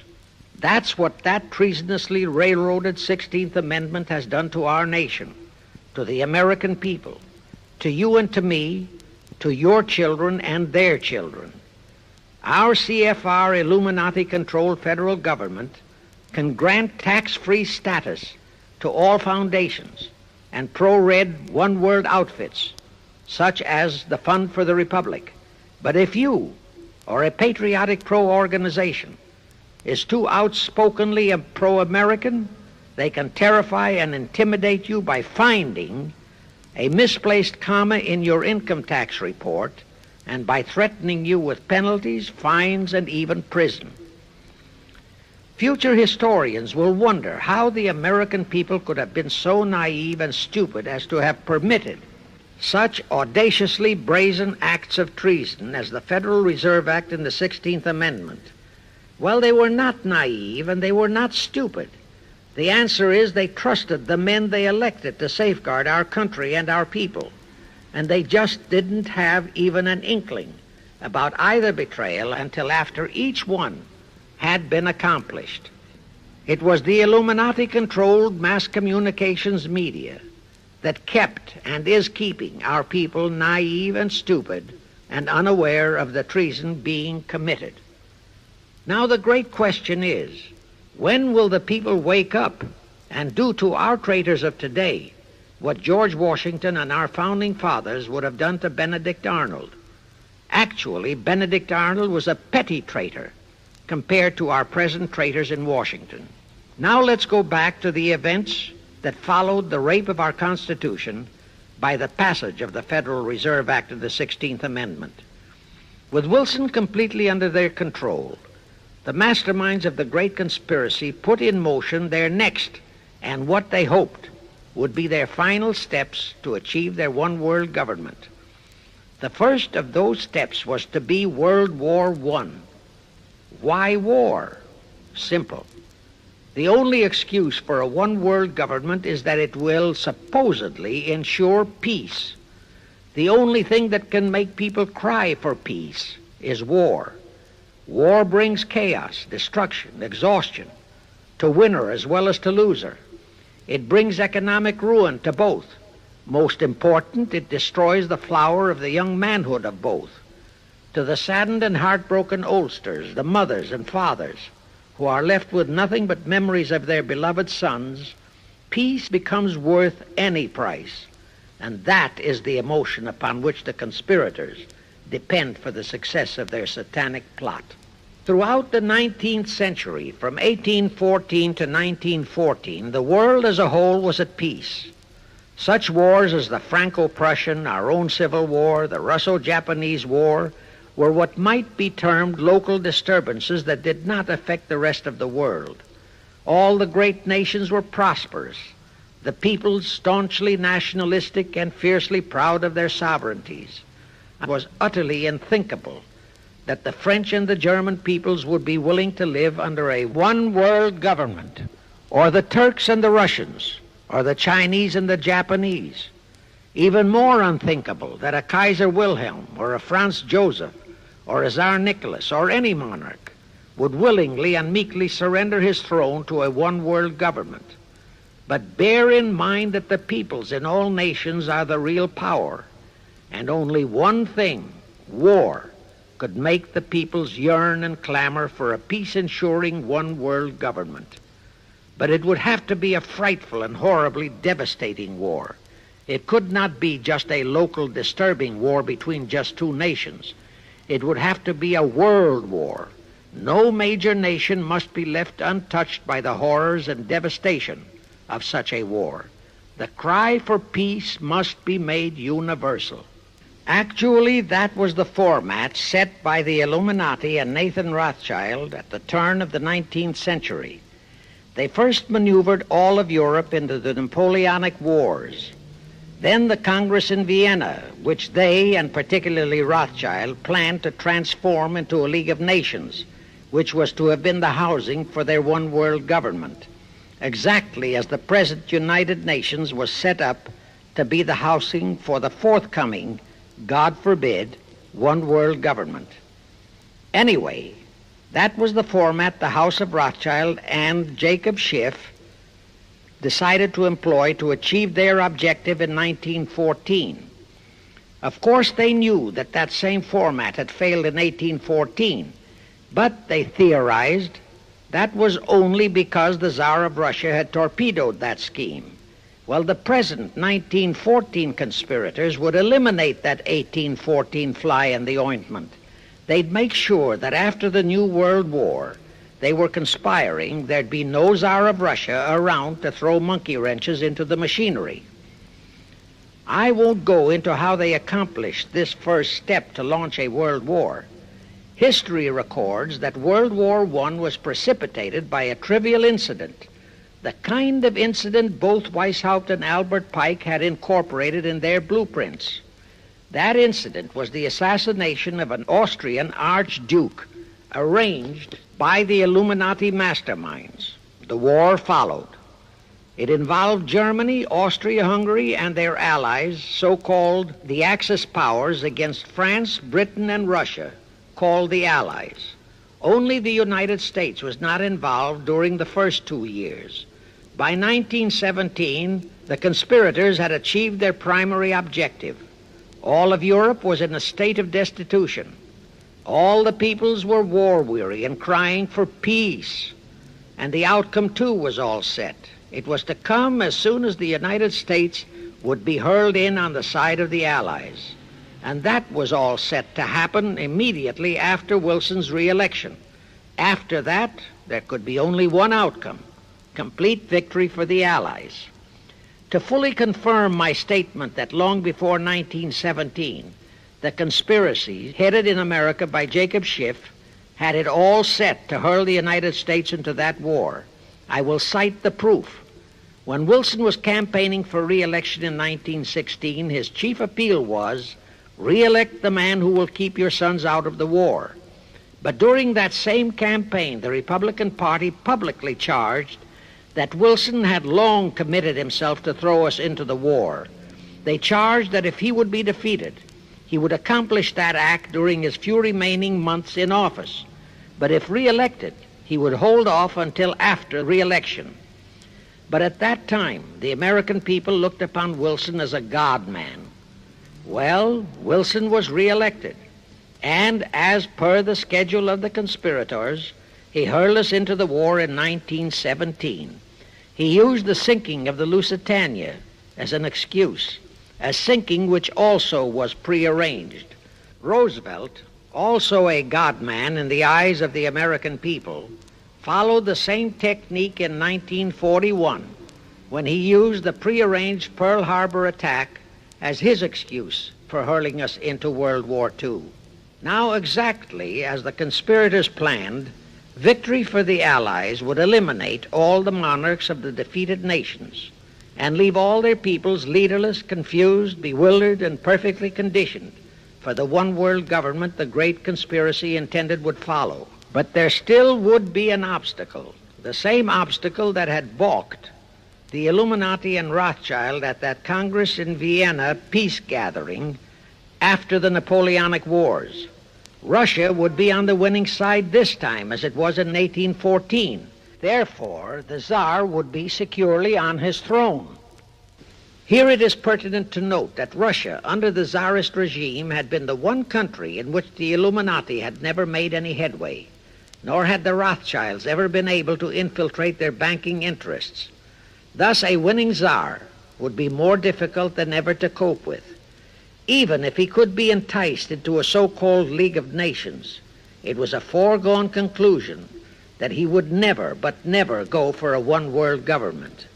So even before the outbreak of World War I, the conspirators had a plan in the making to carry out Nathan Rothschild's vow of 1814 to destroy the Tsar and also murder all possible royal heirs to the throne. And it would have to be done before the close of the war, and the Russian Bolsheviki were to be their instruments in this particular plot. From the turn of the century, the chiefs of the Bolsheviki were Nikolai Lenin, Leon Trotsky, and later Joseph Stalin. Of course, those were not their true family names. Prior to the outbreak of the war, Lenin headquartered in Paris. After the outbreak, Switzerland became his haven. Trotsky's headquarters were on the Lower East Side in New York, largely the habitat of Russian Jewish refugees. Both Lenin and Trotsky were similarly bewhiskered and unkempt. In those days, that was the badge of Bolshevism. Both lived well, yet neither had a regular occupation. Neither had any visible means of support, yet both always had plenty of money. All those mysteries were solved in 1917. Right from the outset of the war, strange and mysterious goings-on were taking place in New York. Night after night, Trotsky darted furtively in and out of Jacob Schiff's palatial mansion. And in the dead of those same nights, there were gatherings of hoodlums of New York's Lower East Side, all of them Russian refugees, at Trotsky's headquarters, and all were going through some mysterious sort of training process. But it was all shrouded in mystery. Nobody talked, although it did leak out that Schiff was financing all of Trotsky's activities. Then suddenly Trotsky vanished. So did approximately 300 of his trained hoodlums. Actually, they were on the high seas in a Schiff-chartered ship bound for a rendezvous with Lenin and his gang in Switzerland. And on that ship was $20 million in gold, the $20 million Schiff provided to finance the Bolsheviki takeover of Russia. In anticipation of Trotsky's arrival, Lenin prepared to throw a party in his Switzerland hideaway. Men of the very highest places in the world were to be guests at that party. Among them were the mysterious Colonel Edward Mandell House, Woodrow Wilson's mentor and palsy-walsy, and more important, Schiff's special and confidential messenger. Another of the expectant guests was Warburg of the Warburg banking clan in Germany, who were financing the Kaiser, and whom the Kaiser had rewarded by making him chief of the secret police of Germany. In addition, there were the Rothschilds of London and Paris, also Litvinov, Kaganovich, Stalin, who was then head of a train and bank-robbing gang of bandits. He was known as the Jesse James of the Urals. And here I must remind that England and France were then long in war with Germany, and that on February 3, 1917, Wilson had broken off all diplomatic relations with Germany. Therefore, Warburg, Colonel House, the Rothschild, and all those others were enemies. But of course, Switzerland was neutral ground where enemies could meet and be friends, especially if they had some scheme in common. That Lenin party was very nearly wrecked by an unforeseen incident. The Schiff chartered ship on its way to Switzerland was intercepted and taken into custody by a British warship. But Schiff quickly rushed orders to Wilson to order the British to release the ship intact with the Trotsky hoodlums and the gold. Wilson obeyed. He warned the British that if they refused to release the ship, the United States would not enter the war in April as he had faithfully promised a year earlier. The British heeded the warning. Trotsky arrived in Switzerland, and the Lenin party went off as scheduled. But they still faced what ordinarily would have been the insurmountable obstacle of getting the Lenin-Trotsky band of terrorists across the border into Russia. Well, that's where Brother Warburg, chief of the German secret police, came in. He loaded all those thugs into sealed freight cars and made all the necessary arrangement for their secret entry into Russia. The rest is history. The revolution in Russia took place, and all members of the royal Romanov family were murdered. Now, my chief objective is to establish beyond even a remote doubt that communism, so-called, is an integral part of the Illuminati's great conspiracy for the enslavement of the entire world, that communism, so-called, is merely their weapon and bogeyman word to terrify the peoples of the whole world, and that the conquest of Russia and the creation of communism was in great part organized by Schiff and the other international bankers right in our own city of New York. A fantastic story? Yes. Some might even refuse to believe it. Well, for the benefit of any doubting Thomas, I will prove it by reminding that just a few years ago, Charlie Knickerbocker, a Hearst newspaper columnist, published an interview with John Schiff, grandson of Jacob, in which young Schiff confirmed the entire story and named the figure old Jacob contributed, $20 million. If anybody still has even a remote doubt that the entire menace of communism was created by the masterminds of the great conspiracy right in our own city of New York, I will cite the following historical fact. All records show that when Lenin and Trotsky engineered the capture of Russia, they operated as heads of the Bolsheviki party. Now, Bolshevism is a purely Russian word. The masterminds realized that Bolshevism could never be sold as an ideology to any but the Russian people.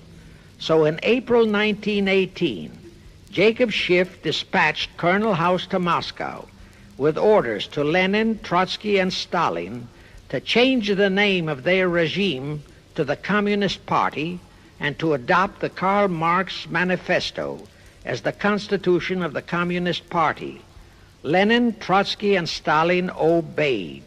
And that year of 1918 was when the Communist Party and the menace of communism came into being. All this is confirmed in Webster's Collegiate Dictionary, 5th edition. In short, communism was created by the capitalists. Thus, until November 11, 1918, the entire fiendish plan of the conspirators worked perfectly. All the great nations, including the United States, were war-weary, devastated, mourning their dead. Peace was the great universal desire. Thus, when it was proposed by Wilson to set up a League of Nations to ensure peace, all the great nations, with no Russian Tsar to stand in their way, jumped on that bandwagon without even stopping to read the fine print in that insurance policy. That is, all but one, the United States, the very one that Schiff and his co-conspirators least expected would balk. And that was their one fatal mistake in that early plot. You see, when Schiff planted Woodrow Wilson in the White House, the conspirators assumed that they had the United States in the proverbial bag. Wilson had been perfectly built up as a great humanitarian. He supposedly became established as a God-man with the American people. There was every reason for the conspirators to have believed that he would easily hornswoggle Congress into buying the League of Nations sight unseen, exactly as the Congress of 1945 bought the United Nations sight unseen. But there was one man in the Senate in 1918 who saw through that scheme just as the Russian Tsar did in 1814. He was a man of great political stature, almost as great as that of Teddy Roosevelt, and fully as astute. He was highly respected and trusted by all members of both houses of Congress and by the American people. The name of that great and patriotic American was Henry Cabot Lodge, not the phony of today who called himself Henry Cabot Lodge Jr. until he was exposed. Lodge completely unmasked Wilson and kept the United States out of the League of Nations. Here it becomes of great interest to know the real reason for the Wilson League of Nations flop. As I previously stated, Schiff was sent to the United States to carry out 4 specific assignments. Number 1 and most important was to acquire complete control of the U.S. money system.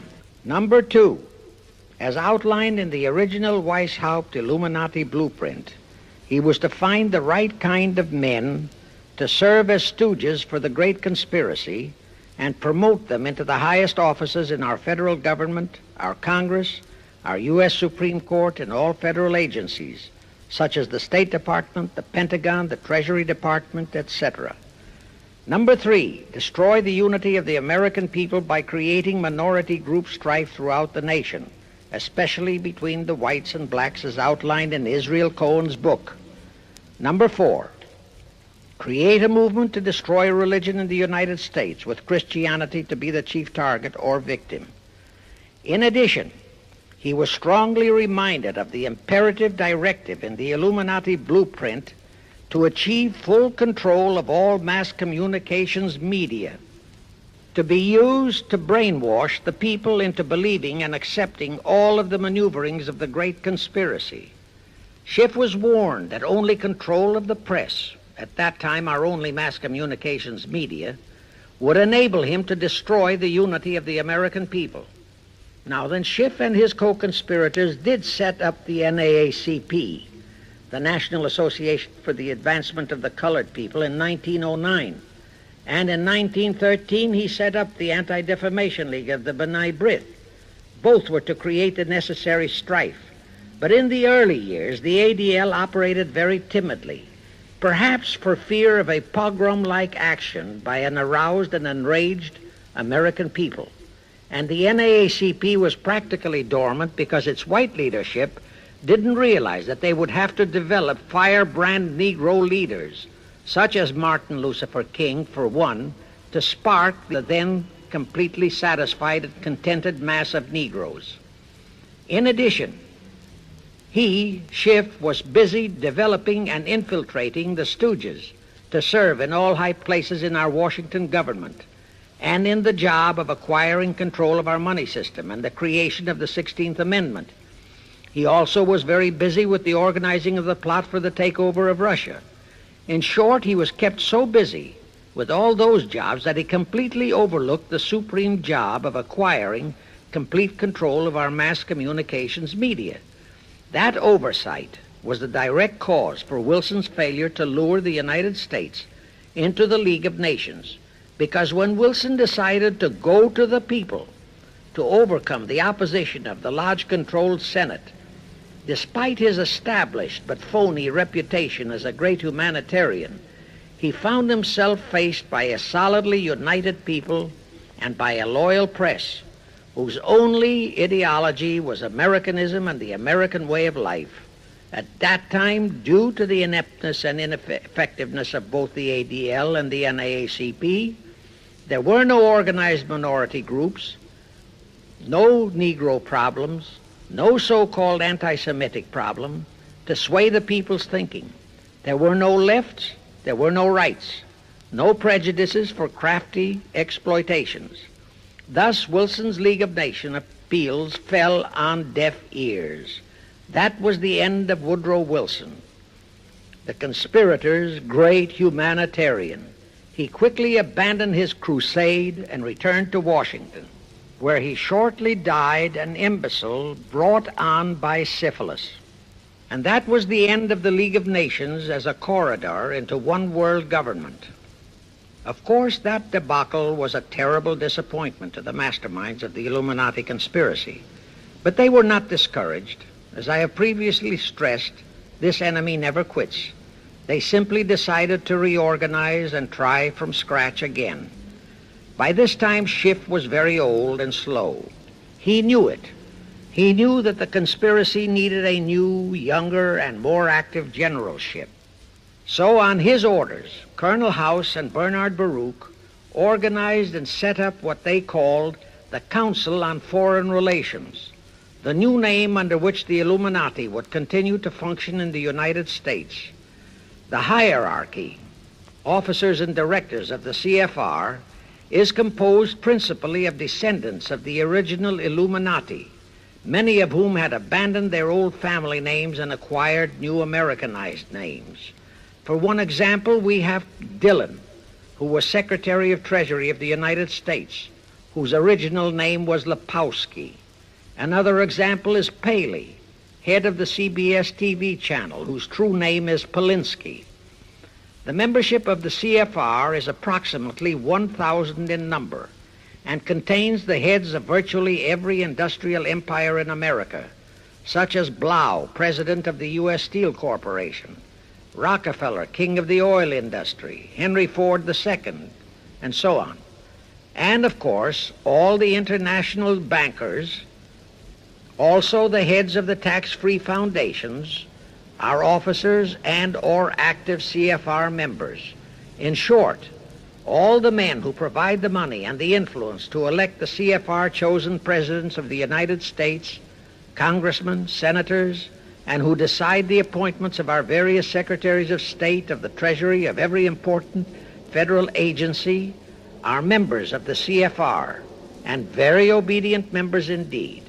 Now, just to cement that fact, I will mention the names of a few of the United States presidents who were members of the CFR. Franklin Roosevelt, Herbert Hoover, Dwight D. Eisenhower, Jack Kennedy. Others who were considered for the presidency are Thomas E. Dewey, Adlai Stevenson, Nixon, and Vice President of a CFR subsidiary, Barry Goldwater. Among the important cabinet members of the various administrations, we have John Foster Dulles, Allen Dulles, Cordell Hull, John J. McCloy, Morgenthau, Clarence Dillon, Rusk, McNamara, and just to emphasize the red color of the CFR, we have as members such men as Alger Hiss, Ralph Bunch, Pasvolsky, Harry Dexter White, real name Weiss, Owen Lattimore, Philip Jeffy, etc., etc. Simultaneously, they were flooding thousands of homosexuals and other blackmailable characters into all the federal agencies from the White House down. Remember Johnson's great friend Jenkins and Bobby Baker? Now, there were many jobs the new CFR had to accomplish.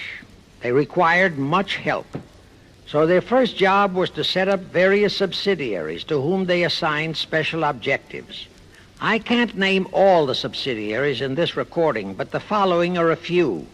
The Foreign Policy Association, FPA, the World Affairs Council, WAC, the Business Advisory Council, BAC, the notorious ADA, Americans for Democratic Action, virtually headed by Walter Reuther, the notorious 1313 in Chicago. Barry Goldwater was, and no doubt still is, a vice president of one of the CFR subsidiaries. In addition, the CFR set up special committees in every state in the Union, to whom they assigned the various local state operations. Simultaneously, the Rothschilds set up similar CFR-like control groups in England, France, Germany, and other nations to control world conditions and cooperate with CFR to bring about another world war. But the CFR's first and foremost job was to get complete control of our mass communications media. The control of the press was assigned to Rockefeller. Thus, Henry Luce, who recently died, was financed to set up a number of national magazines, among them Life, Time, Fortune, and others, which publish USSR in America. The Rockefellers also directly or indirectly financed the Cowles Brothers Look magazine and a chain of newspapers. They also financed a man named Sam Newhouse to buy up and build a chain of newspapers all over the country. And the late Eugene Meyer, one of the founders of CFR, bought the Washington Post, Newsweek, the weekly magazine, and other publications. At the same time, CFR began to develop and nurture a new breed of scurrilous columnists and editorial writers, such as Walter Lippmann, Drew Pearson, the Alsops, Herbert Matthews, Irwin Canham, and others of that ilk, who called themselves liberals, who proclaimed that Americanism is isolationism, that isolationism is warmongerism, that anti-communism is anti-Semitism and racism. All that took time, of course, but today our entire press, except for some local small-town papers and weeklies published by patriotic organizations, is completely controlled by CFR stooges, and thus they finally succeeded in breaking us up into a nation of quarreling, wrangling, squabbling, hating factions. Now, if you still wonder about the slanted news and outright lies you read in your paper, you have the answer. To the Lehmans, Goldman Sachs, Kuhn Loeb, and the Warburgs, the CFR assigned the job of getting control of the motion picture industry, Hollywood, radio and television, and believe you me, they succeeded. If you still wonder about the strange propaganda broadcasts by the Ed Murrows, Chet Huntley, Howard K. Smith, Eric Severide, Drew Pearson, and others of that ilk, you have the answer. If you wonder about all the smut, sex, pornography, and mixed marriage films you see in your movie theater and on your TV set, all of which is demoralizing our youth, you have the answer. The whole story of the CFR conspiracy takeover of our mass communications media is far too long to include in this recording, but you can find it in the News Bulletin number 125, entitled How to Get the Reds Out of Communications Media. It was published and brought up to date by the Cinema Educational Guild.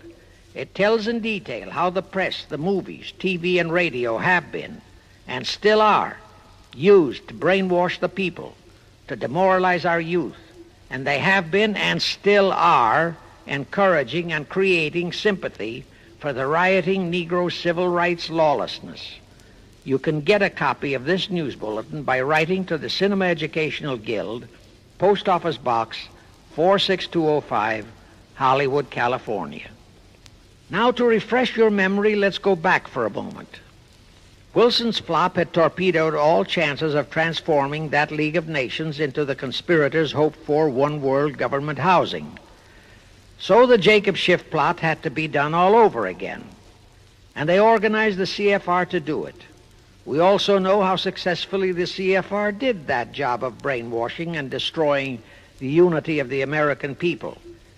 But as was the case with the Schiff plot, the climax and the creation of a new housing for their one-world government required another world war, a war that would be even more horrible and more devastating than the First World War, in order to get the people of the world to again clamor for peace and a means to end all wars. But the CFR realized that the aftermath of World War II would have to be more carefully planned so that there would be no escape from the new one-world trap, another League of Nations, that would emerge from the new war, the trap we now know as the United Nations. And they hit upon a perfect strategy to ensure that no escape. Here's how they did it.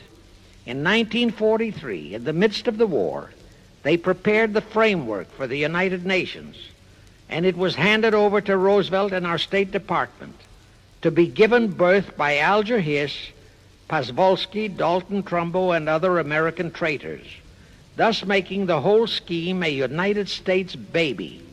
Then to fix our parenthood, New York City was to become the nursery for the monstrosity. After that, we could hardly walk out on our own baby, now could we? Anyway, that's how the conspirators figured it would work, and so far it has. And the liberal Rockefeller donated the land for the United Nations building. The United Nations Charter was written by Alger Hiss, Pozwolsky, Dalton Trumbo, and other CFR stooges.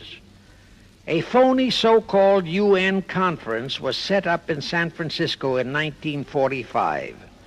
All the so-called representatives of 50-odd nations gathered there, promptly signed the charter, and the despicable traitor Alger Hiss flew to Washington with it, elatedly submitted it to our Senate, and the Senate, elected by our people to safeguard our security, signed the charter without so much as reading it. The question is, how many of our senators were even then traitorous stooges of the CFR? Anyway, it was thus that the people accepted the United Nations as a holy of holies and enabled traitor Earl Warren to virtually destroy our Constitution by basing all his traitorous decisions on the UN Charter, thus making that charter virtually our law of the land. However, for all the dirty work that had to be done to solidify the UN, the new housing of the One World plot, they still required the aid of our leaders in Washington. So now I will emphasize the fiendish cleverness of the CFR masterminds. To the vast majority of the American people, our foreign policy for many years has been a complete enigma. Most of us simply can't understand why this great nation is seemingly floundering so helplessly in the art of diplomacy. We can't understand why our leaders are seemingly so confused and bewildered in all their dealings with Moscow, France, and other nations, and with the UN. We always hear them proclaiming that in view of our overwhelming economic and military superiority, we must always lead from strength. Yet at all the summit meetings and conferences, they cringe and stammer and stutter, and so to speak, come out with their tails between their hind legs. We can't understand the foreign aid to Tito, an avowed enemy, to Poland, an avowed enemy, to all the avowed communist nations. We can't understand why the expenditure of hundreds of billions of dollars has failed to slow down, let alone stop, the march of communism. We are perplexed by the seeming ineptness of the State Department, the Defense Department, the CIA, the USIA, of all our federal agencies. Again and again and again we have been startled, shocked, bewildered, and horrified by their mistakes in Berlin, in Korea, in Laos, in Katanga, in Cuba, in Vietnam. Mistakes that always favor the enemy, never the United States. Under the law of averages, they should have made at least one or two mistakes in our favor, but they never did. What's the answer? The answer is the CFR and the parts played by their subsidiaries and stooges in Washington.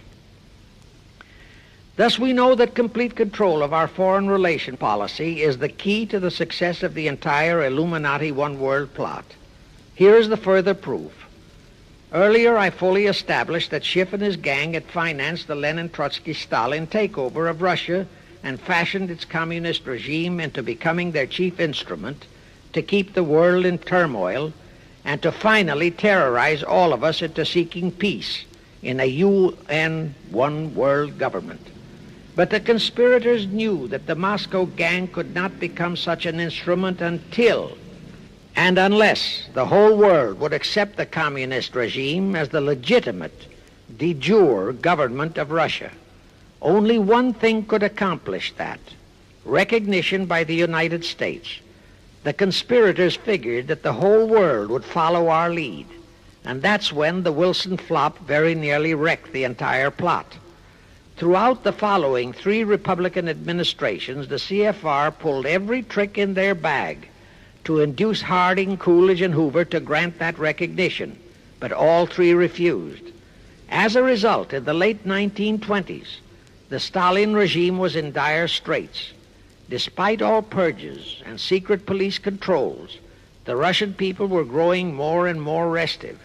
It is a matter of record, admitted by Litvinov, that during 1931 and 1932, Stalin and his whole gang were always packed and ready for instant flight. Then in November 1932, the conspirators achieved their greatest coup. They landed Franklin Roosevelt in the White House. Crafty, unscrupulous, utterly without conscience, that charlatan traitor turned the trick for them. Without even asking consent of Congress, he unlawfully proclaimed recognition for the Stalin regime. That did it. And exactly as the conspirators figured, the whole world did follow our lead. Automatically, that squelched the previously growing resistance movement of the Russian people. That automatically launched the greatest menace the civilized world has ever known. The rest is too well known to need repeating. We know how Roosevelt and his traitorous State Department kept building up the communist menace right here in our own country, and thus throughout the world. We know how he perpetrated that Pearl Harbor atrocity for his excuse to hurl us into World War II. We know all about his secret meetings with Stalin at Yalta and how he, with Eisenhower's help, delivered the Balkans and Berlin to Moscow. And last, but by no means least, we know that 20th century Benedict Arnold not only dragged us into that new corridor, the United Nations, into one world government, but actually schemed all the arrangements to plant it within our country. In short, the day that Roosevelt entered the White House, the CFR conspirators regained full control of our foreign relations machinery and firmly established the United Nations as the housing for the Illuminati one world government. I wish to stress one other very vital point. That Wilson League of Nations flop brought Schiff and his gang to the realization that control of just the Democratic Party was not enough. True, they could create a crisis during the Republican administration, as they did in 1929 with their Federal Reserve manufactured crash and depression, which would bring another Democrat stooge back into the White House. But they realized that a 4-year disruption in their control of our foreign relation policies could play havoc with the progress of their conspiracy. It could even break up their entire strategy, as it almost did before Roosevelt saved it with his recognition of the Stalin regime. Thereupon, after that Wilson debacle, they began to formulate plans to achieve control of both of our national parties. But that posed a problem for them. Manpower, stooges in the Republican Party, also added manpower for the Democratic Party, because control of just the man in the White House would not be enough. They'd have to provide that man with trained stooges for his entire cabinet, men to head the State Department, the Treasury Department, the Pentagon, the CIA, the USIA, etc. In short, every member of the various cabinets would have to be a chosen tool of the CFR, such as Rusk and McNamara, also all undersecretaries and assistant secretaries. That would give the conspirators absolute control of all our policies, both domestic and, most important, foreign. That course of action would require a reserve pool of trained stooges, instantaneously ready for administrative changes and for all other exigencies. All such stooges would of necessity have to be men of national reputation, high in the esteem of the people, but they would have to be men without honor, without scruple, without conscience, men who would be vulnerable to blackmail. It is needless for me to stress how well the CFR succeeded. The immortal Joe McCarthy fully revealed that there are thousands of such security risks in all federal agencies. Scott McCloud unmasked thousands more, and you know the price Otepka has had to pay and is still paying for his expositions before a Senate committee of the traitors in the State Department. And you know that the men in the State Department who delivered Cuba to Castro have not only been shielded, but promoted. To the crux of the whole one-world government plot and the maneuvering necessary to create another League of Nations to house such a government. As I have already stated, the conspirators knew that only another world war was vital for the success of their plot. It would have to be such a horrifying world war that the peoples of the world would cry out for the creation of some kind of a world organization that could assure everlasting peace. But how could such a war be brought about? All the European nations were at peace. None had any quarrels with their neighboring nations. And certainly their tools in Moscow wouldn't dare to start a war. Even Stalin realized that it would mean the overthrow of his regime unless so-called patriotism would weld the Russian people behind him. But the conspirators had to have a war. They had to find or create some kind of an incident to launch it. And they found it in a little inconspicuous and repulsive little man who called himself Adolf Hitler. Hitler, an impecunious Austrian house painter, had been a corporal in the German army. He made the defeat of Germany into a personal grievance. He began to rabble-rouse about it in the Munich, Germany area. He began to spout about restoring the greatness of the German Empire and the might of the German soldiery. He advocated the restoration of the old German military to be used to conquer the whole world. Strangely enough, Hitler, the little clown that he was, could deliver a rabble-rousing speech, and he did have a certain kind of magnetism. But the new authorities in Germany didn't want any more wars, and they promptly threw the obnoxious Austrian house painter into a prison cell. Aha! Here was the man, decided the conspirators, who, properly directed and financed, could be the key to another world war. So while he was in prison, they had Rudolf Hess and Goering write a book which they titled Mein Kampf and attributed the authorship to Hitler, exactly as Litvinov wrote Mission to Moscow and attributed the authorship to Joseph Davies, then our ambassador to Russia and a stooge of the CFR. In Mein Kampf, Hitler, the pseudo-author, outlined his grievances and how he would restore the German people to their former greatness. The conspirators then arranged for a wide circulation of the book among the German people in order to arouse a fanatical following for him. On his release from prison, also arranged by the conspirators, they began to groom him and finance him to travel to other parts of Germany to deliver his rabble-rousing speeches.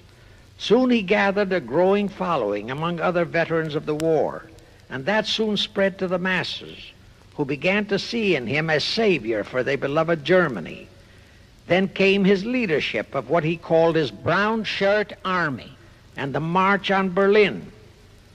That required a great deal of financing, but the Rothschilds, the Warburgs, and others of the conspirators provided all the money he needed. Gradually, Hitler became the idol of the German people, and then they overthrew the von Hindenburg government, and Hitler became the new Führer. But that still was no reason for a war. The rest of the world watched Hitler's rise, but saw no reason to interfere in what was distinctly a domestic condition within Germany. Certainly none of the other nations felt it was a reason for another war against Germany, and the German people were not yet incited into enough of a frenzy to commit any acts against any neighboring nation, not even against France, that would lead to a war. The conspirators realized they would have to create such a frenzy that would cause the German people to throw caution to the winds and at the same time horrify the whole world. And incidentally, Mein Kampf was actually a follow-up of Karl Marx's book, A World Without Jews. The conspirators suddenly remembered how the Schiff Rothschild gang had engineered the pogroms in Russia, which slaughtered many, many thousands of Jews and created a worldwide hatred for Russia. And they decided to use that same unconscionable trick to inflame the new Hitler-led German people into a murderous hatred of the Jews. Now, it is true that the German people never had any particular affection for the Jews, but neither did they have an ingrained hatred for them. Such a hatred would have to be manufactured, so Hitler was used to create it. This idea more than appealed to Hitler. He saw in it the grisly gimmick to make him the God-man of the German people. Thus, craftily inspired and coached by his financial advisors, the Warburgs, Rothschilds, and all the Illuminati masterminds, he blamed the Jews for the hated Versailles Treaty and for the financial ruination that followed the war. The rest is history. We know all about the Hitler concentration camps and the incineration of hundreds of thousands of Jews, not the 6 million, nor even the 600,000 claimed by the conspirators, but it was enough. And here let me reiterate how little the internationalist bankers, the Rothschilds, Schiffs, Lehmans, Warburgs, Baruchs, care about their racial brethren who were the victims of their nefarious schemes. In their eyes, the slaughter of the several 100,000 innocent Jews by Hitler didn't bother them at all. They considered it a necessary sacrifice to further their Illuminati one-world plot, just as the slaughter of the many millions in the wars that followed was a similar necessary sacrifice. And here is another grisly detail about those concentration camps. Many of the Hitler soldier executioners in those camps had previously been sent to Russia to acquire their arts of torture and brutalization so as to emphasize the horrors of the atrocities. All this created a new worldwide hatred for the German people, but it still did not provide a cause for war. Thereupon Hitler was incited to demand the Sudetenland. You remember how Chamberlain and the then diplomats of Czechoslovakia and France surrendered to that demand. That led to further Hitlerian demands for territories in Poland and in the French Saar territories. Those demands were rejected. Then came his pact with Stalin. Hitler had been screaming hatred against communism. Oh, how he ranted against communism. But actually, Nazism was nothing but socialism, and communism is, in fact, socialism. But Hitler disregarded all that. He entered into a pact with Stalin to attack and divide Poland between them. While Stalin marched into one part of Poland, for which he was never blamed, the Illuminati mastermind saw to that. Hitler launched a blitzkrieg on Poland from his side. The conspirators finally had their new world war, and what a horrible war it was. And in 1945, the conspirators finally achieved the United Nations, their new housing for their one world government. And truly amazing, all of the American people hailed this foul outfit as a holy of holies, even after all the true facts about how the UN was created were revealed. The American people continued to worship that evil outfit. Even after Alger Hiss was unmasked as a Soviet spy and traitor, the American people continued to believe in the UN. Even after I had publicly revealed the secret agreement between Hiss and Molotov that a Russian would always be the head of the military secretariat, and by that token, the real master of the UN, most of the American people continued to believe that the UN could do no wrong. Even after Trygve Lie, the first Secretary General of the UN, confirmed that Hiss-Molotov secret agreement in his book For the Cause of Peace, the vast majority of our people refused to lose faith in the UN. Even after the truth about the Korean War was revealed, how the Russian General Vasiliev, head of that UN military secretariat, was given a leave of absence by the UN so that he could take command of the North Koreans and Red Chinese who were fighting the so-called UN police action under our own General MacArthur, who by orders of the UN was fired by the pusillanimous Truman in order to prevent his winning that war. Our people still believed in the UN, despite our 150,000 sons who were murdered and maimed in that war. The people continued to regard the UN as a sure means for peace. Even after it was revealed in 1951 that the UN, using our own American soldiers under UN command and the UN flag, in collusion with our traitorous State Department and the Pentagon, had been invading many small cities in California and Texas in order to perfect their plan for the complete takeover of our country, most of our people brushed it off and continued their belief that the UN is a holy of holies. Do you know that the UN Charter was written by traitor Alger Hiss, Molotov, and Wyszynski? That Hiss and Molotov had made that secret agreement that the military chief of the UN was always to be a Russian appointed by Moscow? Do you know that at their secret meetings at Yalta, Roosevelt and Stalin, at the behest of the Illuminati, operating as the CFR, decided that the UN must be placed on American soil? Do you know that most of the UN Charter was copied intact, word for word, from the Marx Manifesto and Russia's so-called Constitution? Do you know that the only two senators who voted against the UN so-called treaty were the only two senators who had read it? Do you know that since the UN was founded, communist enslavement has grown from 250 million to 1 billion? Do you know that since the UN was founded to ensure peace, there have been at least 20 major wars incited by the UN, just as they are now inciting a war against Little Rhodesia? Do you know that under the UN setup, the American taxpayers have been forced to make up the UN Treasury deficit of many millions of dollars because of Russia's refusal to pay her share? Do you know that the UN has never passed a resolution condemning Russia or her so-called satellites, but always condemns our allies?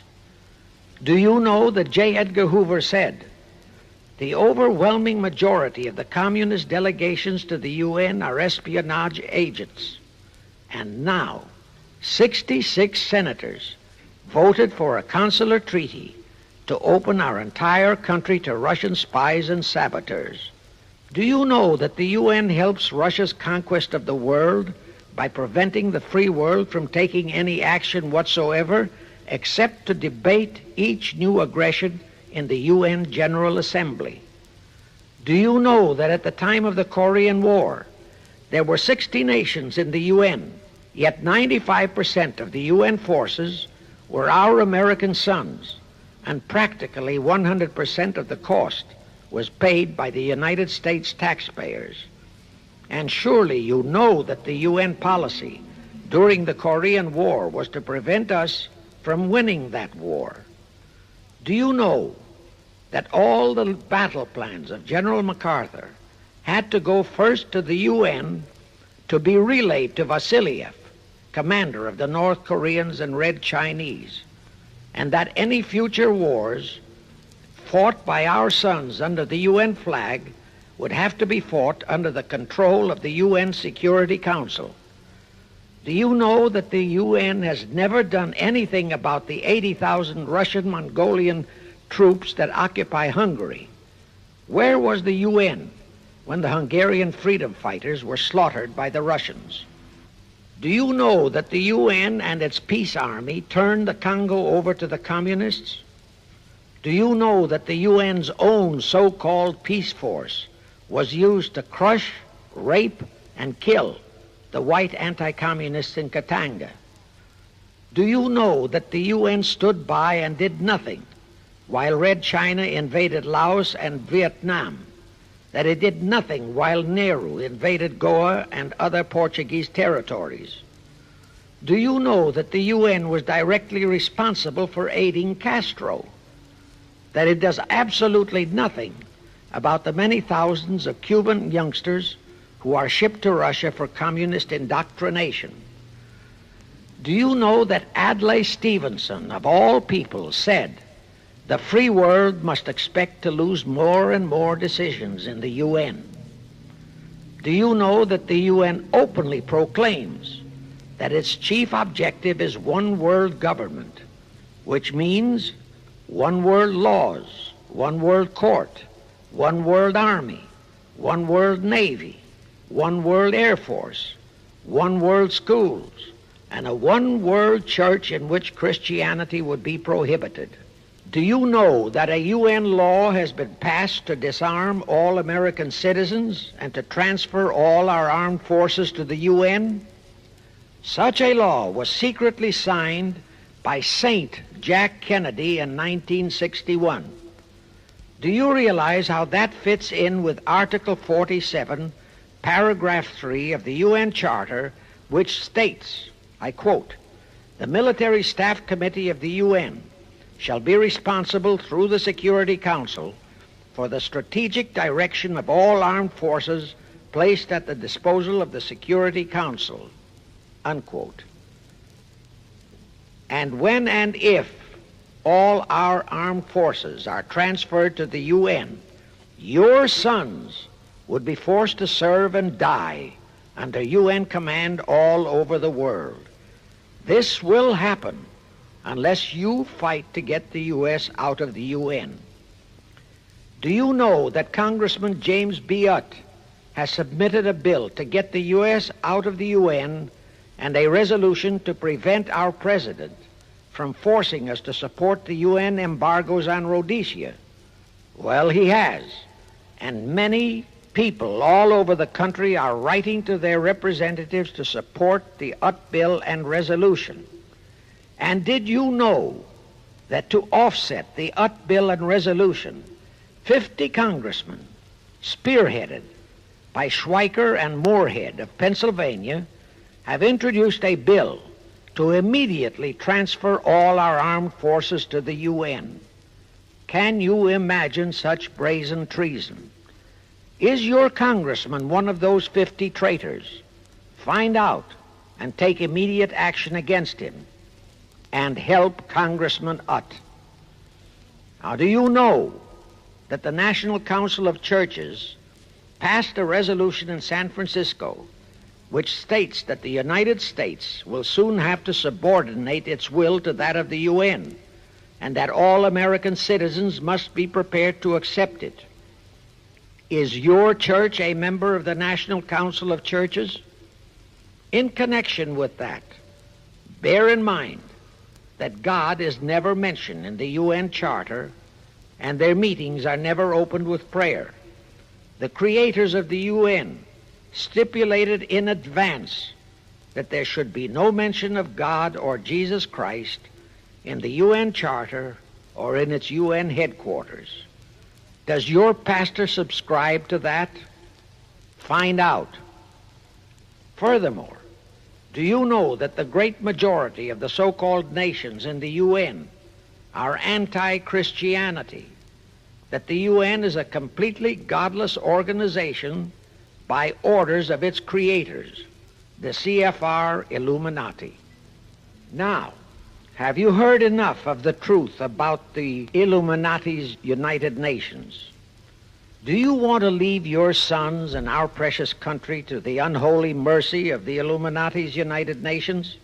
If you don't, write, telegraph, or phone your representatives and senators that they must support Congressman Utt's bill to get the U.S. out of the UN and the UN out of the U.S. Do it today, now, before you forget. It is the only salvation for your sons and for our country. Now I have one more vital message to deliver. As I told you, one of the 4 specific assignments Rothschild gave Jacob Schiff was to create a movement to destroy religion in the United States, with Christianity to be the chief target. For a very obvious reason, the Anti-Defamation League wouldn't dare to attempt it, because such an attempt could create the most terrible bloodbath in the history of the world, not only for the ADL and the conspirators, but for the millions of innocent Jews. Schiff turned that job over to Rockefeller for another specific reason. The destruction of Christianity could be accomplished only by those who are entrusted to preserve it, by the pastors, the men of the cloth. As a starter, John D. Rockefeller picked up a young so-called Christian minister by the name of Dr. Harry F. Ward, Reverend Ward, if you please. At that time, he was teaching religion at the Union Theological Seminary. Rockefeller found a very willing Judas in this reverend. Thereupon, in 1907, he financed him to set up the Methodist Foundation of Social Service. And Ward's job was to teach bright young men to become so-called ministers of Christ and to place them as pastors of churches. While teaching them to become ministers, the Reverend Ward also taught them how to very subtly and craftily preach to their congregations that the entire story of Christ is a myth, to cast doubts on the divinity of Christ, to cast doubts about the Virgin Mary. In short, to cast doubts on Christianity as a whole. It was not to be a direct attack, but much of it by crafty insinuation that was to be applied in particular to the youth in the Sunday schools. Remember Lenin's statement, "Give me just one generation of youth and I'll transform the whole world." Then, in 1908, the Methodist Foundation of Social Service, which incidentally was America's first Communist Front organization, changed its name to the Federal Council of Churches. By 1950, the Federal Council of Churches was becoming very suspect. So in 1950, they changed the name to the National Council of Churches. Do I have to tell you more about how this National Council of Churches is deliberately destroying faith in Christianity? I don't think so. But this I will tell you. If you are a member of any congregation whose pastor and church are members of this Judas organization, your contributions are helping the Illuminati's plot to destroy religion and your faith in God and Jesus Christ. Thus you are deliberately delivering your children to be indoctrinated with disbelief in God and church, and which can easily transform them into atheists. Find out immediately if your church is a member of the National Council of Churches, and for the love of God and your children, if it is, withdraw from it at once. However, let me warn you, that same destroy religion process has been infiltrated into other denominations. If you have seen the Negro March on Selma and other such demonstrations, you have seen how the Negro mobs are led and encouraged by ministers and even Catholic priests and nuns who march along with them. As a matter of fact, the Mormon Church is about the only one I know of that is clean of that kind of Judas infiltration. But of course, There are many individual churches and pastors who are honest and sincere. Find one such for yourself and for your children. Incidentally, this same Reverend Harry F. Ward was also one of the founders of the American Civil Liberties Union, a notorious pro-communist organization. He was the actual head of it from 1920 to 1940. He also was a co-founder of the American League Against War and Fascism, which, under Browder, became the Communist Party of the United States. In short, Ward's entire background reeked of communism, and he was identified as a member of the Communist Party. He died a vicious traitor to both his church and country. And this was the man old John D. Rockefeller picked and financed to destroy America's Christian religion, in accordance with the orders given to Schiff by the Rothschilds. In conclusion, I have this to say. You probably are familiar with the story of how one Dr. Frankenstein created a monster to do his will of destroying his chosen victims, but how instead, in the end, that monster turned on his own creator, Frankenstein, and destroyed him. Well, the Illuminati, CFR, has created a monster called the United Nations, who, supported by their minority groups, rioting Negroes, the traitorous mass communications media, and the traitors in Washington, was created to destroy the American people. Well, we know all about that many-headed Hydra monster. We know the names of those who created that monster. We know all their names.